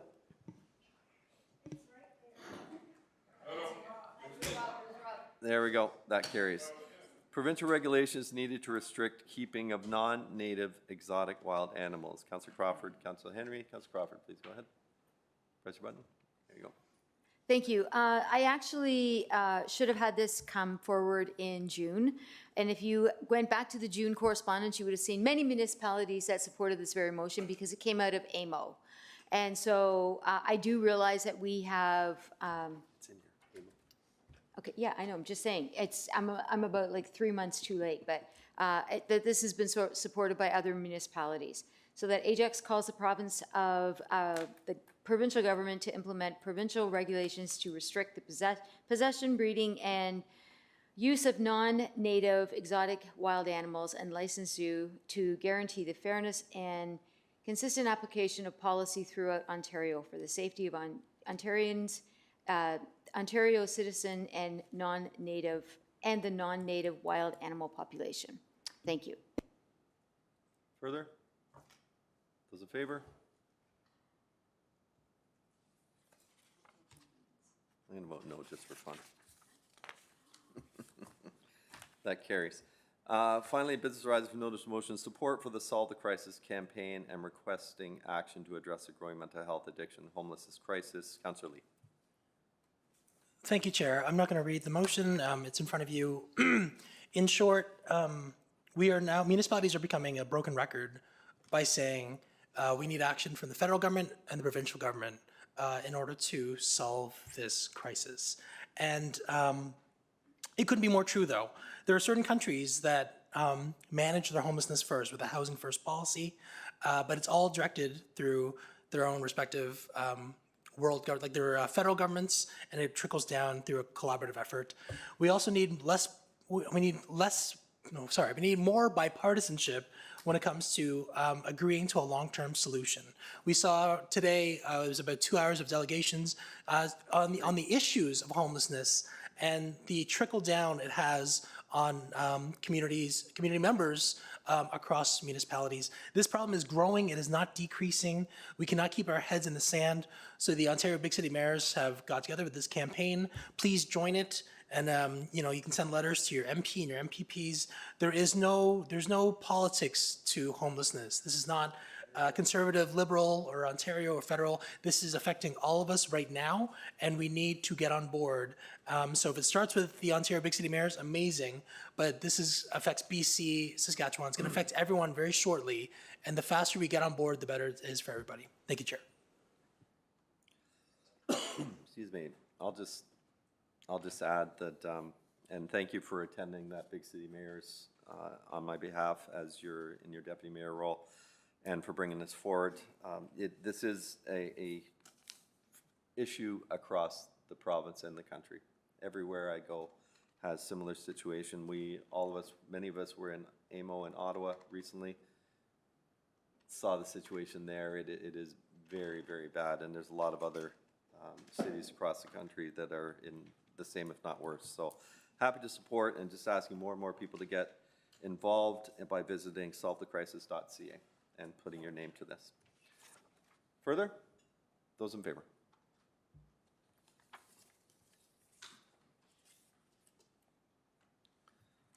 That carries. Oh, Councillor Bauer, did you want to speak to something? Under, which one? We're gonna do bylaws, then notice of motion? Notice of motion is for future motion. You want to bring a motion now? To you, Mr. Mayor, I would recommend that you do bring it up under item 11 and then suspend the rules at that time. Okay, that's what I was gonna do. Moving on to bylaws, and we're gonna do this in two. We're going to do the bylaw 59 and 60 separately because those are forward under a mayor's directive, so they require a 1/3 versus a 2/3 vote. So we're gonna do 51 through 58 and 61 and 62 first. Moved by Councilor Tyler Moore and second by Councilor Bauer that bylaws 51-2024 to 58-24 and 61-24 to 62-2024 be read first, second, third, and passed. Councilor Henry. Sorry. Okay, sorry. It was going so quick there. I just wanted to make sure I got that in. I have a quick question with regards to 56 and 57, 2024, with regards to debenture. So, Go ahead, ask your questions. Mr. Mayor, I'll put this through to you and Director Valentine as well. And this question came from the community. So this was the question posed to me. If we are debenturing these vehicles, or any vehicles, how is this going to be for future councillors and future budgets?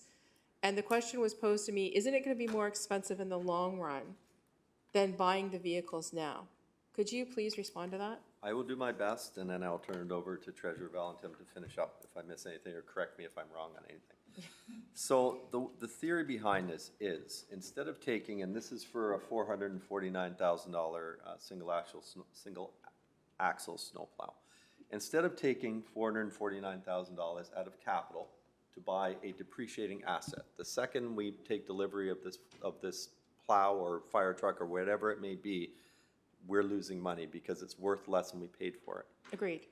Versus the changes that this council made, and we were pretty early on doing this with our investment policy. We have been able to keep those funds in our capital account and let them grow. So by debenturing, we're borrowing at a low rate of interest. And last year, especially, we made much more on the capital than what we would pay in the interest. So at the end of the 15-year, or whatever the life cycle is of this, I'll use a fire truck because it was 15 years. If you look at that, at the end of the day, the loan is paid, you still have whatever the vehicle, the residual is worth, like fire truck might be worth $100,000 just for a number, I don't know. And you still have that capital left over at the end. So I mean, it won't work in every single case. If we had a long stretch of several years of negative returns, the strategy might not work. Historically, looking back at an index chart, 100 years almost, that's never happened. We might have a year with a low, but generally over a 5-year period, it's always been a positive. That's not going to happen. So that's sort of the theory behind this. But the bottom line is, I mean, I feel very confident, and I hope council did too, because we all supported the investment strategy and the debenture policy, that this is not going to cost us a lot. But what this is about is preserving the capital so it can continue to grow at those higher rates over the long term. So would it be fair to say that that we're actually making more than we're losing in the end on interest? That's exactly what the intent is. And if you Okay. look at so you buy a fire truck for $1.5 million, for example, because I've done these numbers, and I was going to present them. It wasn't necessary, and you look at a 5% borrowing versus a 5% rate of return, and you amortize that out over 15 years, you make money, even though you're paying what you're earning. Okay. That's the way it works. And I think that's important for the public to know, because these are the questions that come for, the budgets to follow, the councils to follow. What's this going to look like? Are we actually, putting ourselves in a bad situation or a good situation. So thank you for that answer. No, That absolutely, and satisfies my I would question. try and explain it, but it's a difficult thing to give in a 30-second to somebody. I would encourage, again, people to come and attend these meetings and learn that when we're actually discussing these policies and bringing them into place. I think that's a sufficient answer, and the thing is, because it's being taped, anyone can go back and look at this and pull this question up and say, there's the answer. Yep. Thank you. Amortization, time value of money, important thing. Councillor Bauer? Thank you, Mayor Collier. I just had a question about bylaw 62-2024. And if Director Romanowski could please just explain to us what this bylaw actually means. Director? Sure, through the chair to Councillor Bauer. So this is a part law control bylaw. This is a pretty standard bylaw that comes before council. But if I could explain what part law control is, just picture the town's covered in a blanket. This bylaw would lift the blanket. It would allow for lot lines or foundations to be poured on that block of land. Typically, part law control is associated with attached housing, townhouses or semis. And then once the foundations are poured and the lot lines are established, then that blanket after the 2-year period goes back over and locks everything in. So that's what part lock control is. It's more an administrative process, and it happens after the approvals of development happen in principle through OPA zoning or draft plans of subdivision. And typically at the end of or through a site plan approval or condominium process, you'll have part lock control lifted to establish that. Okay. Thank you very much for the explanation. I just wanted clarification. Thank you, Mayor. Okay. Councillor Crawford? That was my question too. Where is the blanket? Jeff's Everywhere. office. Everywhere. Everywhere. But what location? It really only affects blocks of land that are approved in subdivisions that would accommodate townhouses or semis. Okay. Right? And that's where the blanket is. But it's a lifting bylaw, meaning we're lifting the permissions temporarily until they do their thing, and then the permissions go back on. Okay, thank you. You're welcome. Whatever blanket you choose it to be. Okay. Anything further? Please vote. I know. Well done, well done. That carries. On items 59 and 60, moved by Councillor Tyler Moore and second by Councillor Crawford, that this item be read first, second, third, and pass. This is to the Hawkins, Roslyn parcel. Questions, comments? Hearing, seeing none, please vote.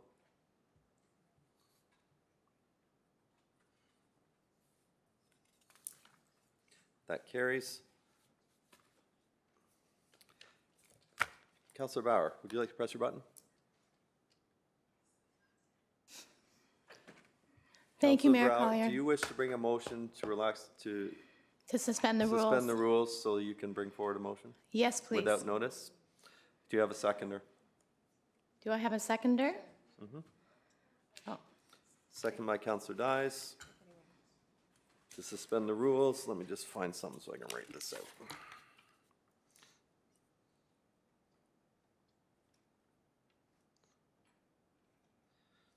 LB, JD, those in favor? This requires 2/3.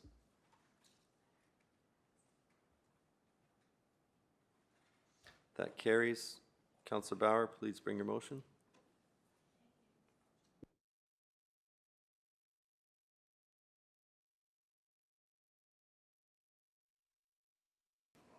Thank you, Mayor Collier.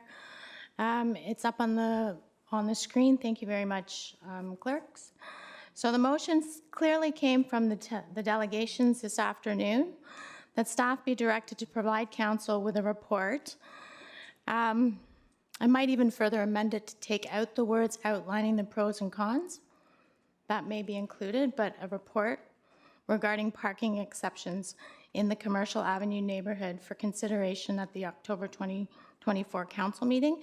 I think it's really important that we all acknowledge, and we all did really, that The parking issues are, yes, Councillor Dye's already said yes. That was to suspend the rules for your motion? Councillor Dice, okay. Yep, thank you. So we all acknowledge that the parking issue is an issue across the town. It is not unique to any specific ward. What is unique to a specific ward, being Ward 3, is the congregation of unhoused people in the Commercial Avenue neighborhood in downtown Ajax that bring all kinds of extra circumstance behavior concerns, enough so that, Town of Ajax hired a support person to deal with just that community support, focusing on downtown. So I think the delegates, they have been very passionate and persistent and tenacious with their follow-up with town staff for how to come up with some suggestions or solutions to make them feel safer and how they used to be before, as time has from previous times. So anyway, this is a specific ask for parking exemption in that area because it's different than the other wards. So I would ask for your support. And I think that's it for now. Thank you. Thank you. Councillor Dice, did you want to speak as a seconder? I think we've had a pretty lengthy discussion on this today. Okay. Yeah, thank you. Councillor Lee? I know. Thank you, Chair, and I applaud Councillor Bowers, and Regional Councillor Dye's, passion for supporting the residents.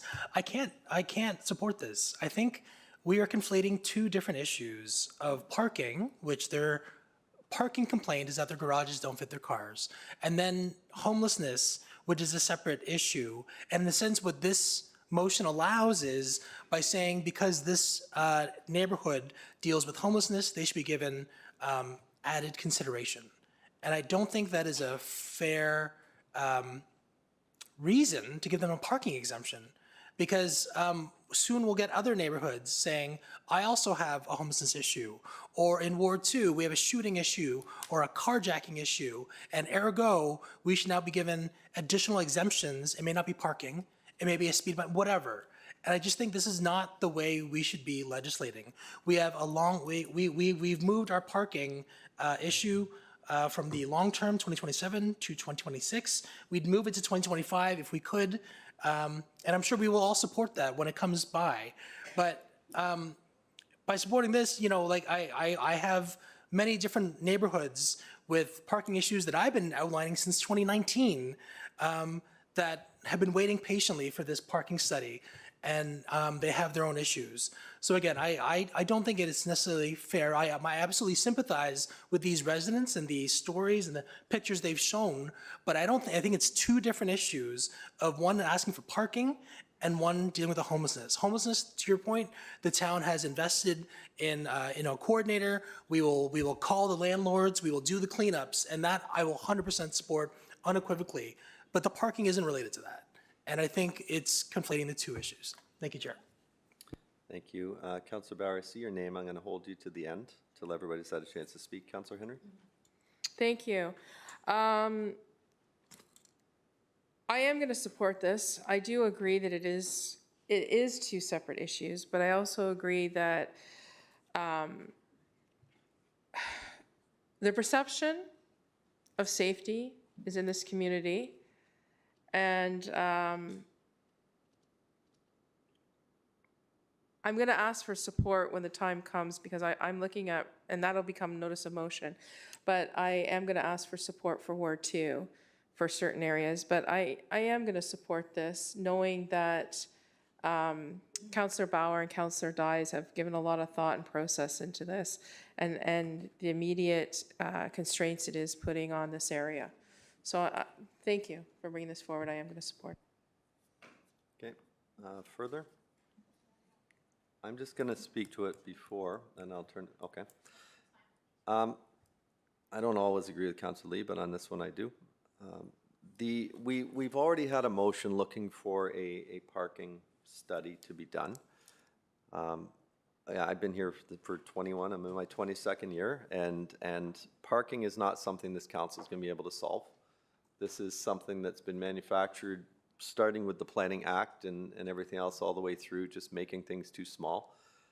We can't control people that just have too many cars. And this is not just this neighborhood, this is every neighborhood. Councilor Lee made a good point about we're conflating the two things, homelessness and litter, well, three things, litter and parking. I think that I can probably have an impact with the discussion with the landowners. So I'm going to try and do that. I think we can work through our policies with regards to property standards and help in that respect. But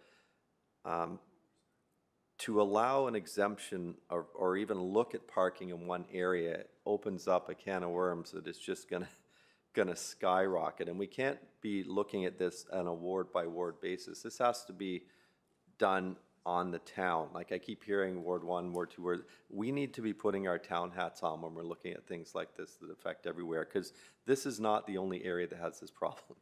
Not even close. Go up to the Sundial development up on south of Roslyn at Audley. Go to any one. Go to my old street where every single driveway pretty much has a car. The entire wheel is out on the road. It's sticking out so far.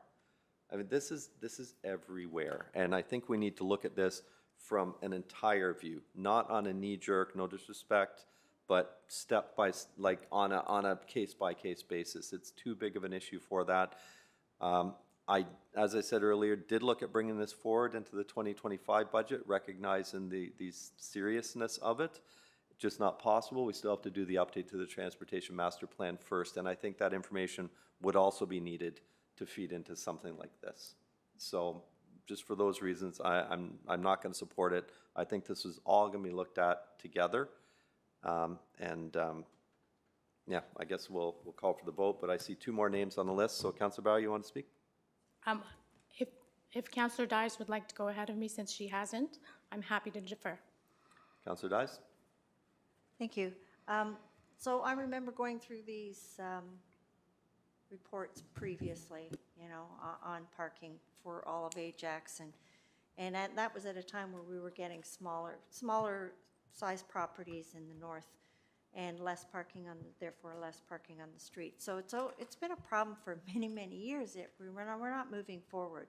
If I remember correctly, too, through planning, and you can correct me if I'm wrong, but there was lay-by parking even that was supposed to be part of that development when those townhouses were built along Monarch There is lay-by. on the east side. So here we have, and we know that the development industry can build them smaller, and we know it's a problem, and there's nothing really that we can do, but maybe it is time to look at on-street parking, paid parking, something across this town. And like I say, but it just hasn't happened, and it's got to a crisis point in some areas. It's not associated with the homeless, in my opinion. They're not driving their cars or parking them. So, yeah, I'm, you know, waiting another 2 years is problematic. I know you've tried, but. Thank you, Mayor Collier. So I appreciate the comments from my colleagues, and thank you, and I do understand. So we just passed a motion. Yes, parking and homelessness are two separate issues.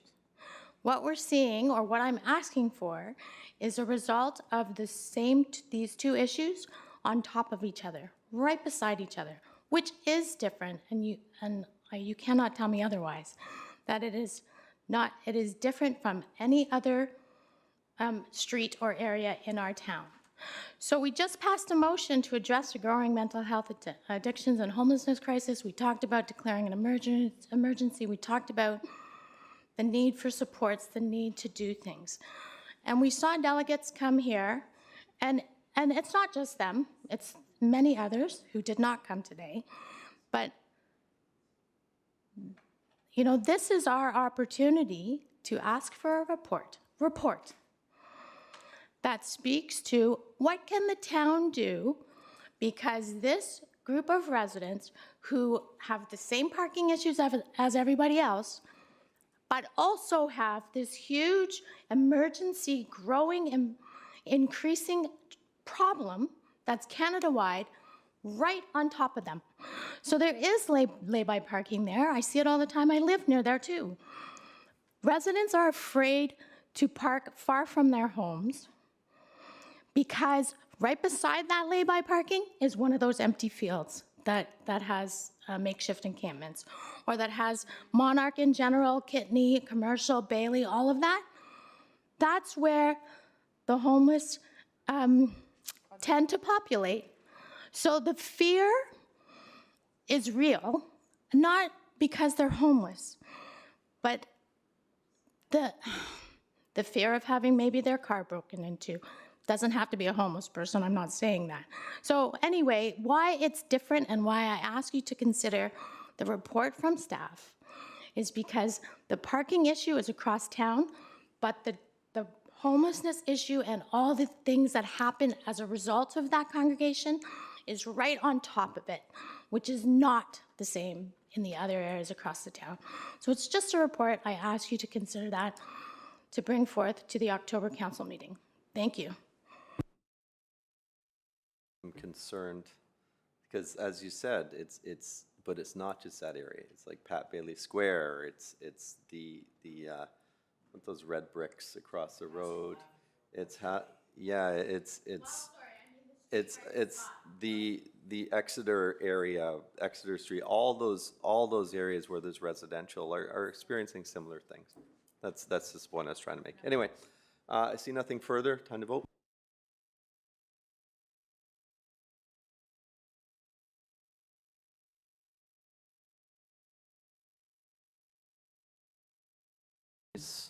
Moving on, is there any other notice of motion? Hearing, seeing none, moving on to new business announcements. Yes. Councillor Lee. Thank you, Chair. Just very quickly, on October 6th, the Muslim Women of Durham Region are hosting their first Islamic History Month celebration. This is an APF event, an Ajax Partnership Fund event that we are partnering with. It'll be the first time they're running an event at the Audley Rec Center. I think it's from 2:30 to about 6. It starts about 2:30. Hope to see everyone there. Thank you, Chair. Councillor Tyler Moore. Thank you, Your Worship. Regional and local councillor community discussion happening on Monday, September 30th, 2024 at our beautiful McLean Center at 7 p.m. And we have as our special guests MPACT, people from MPACT coming, which are the people that set property taxes, and they're going to explain how that all works to our community. Come on out, see Marilyn Crawford and myself, Rob Tyler Moore, and look forward to seeing everyone on Monday, September 30th, 2024 at 7 p.m. Thank you. Councillor Bauer. Thank you, Mayor Collier. Monday, September 23rd, which is next Monday at 7 o'clock, there's a Ward 3 resident meeting in the River Plate Room. It's in person and hybrid. Registration is required if you are attending online. So please come on out. Thank you. And that concludes.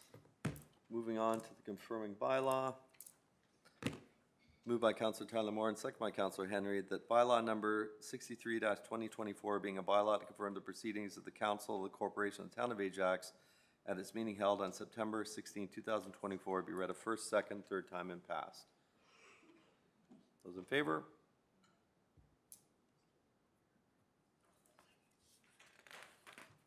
That is carried. And finally, moved by Councillor Crawford, second by Councillor Tyler Moore, and that the June 24, 2024 meeting of the Council of the Town of Ajax be adjourned. Those in favor?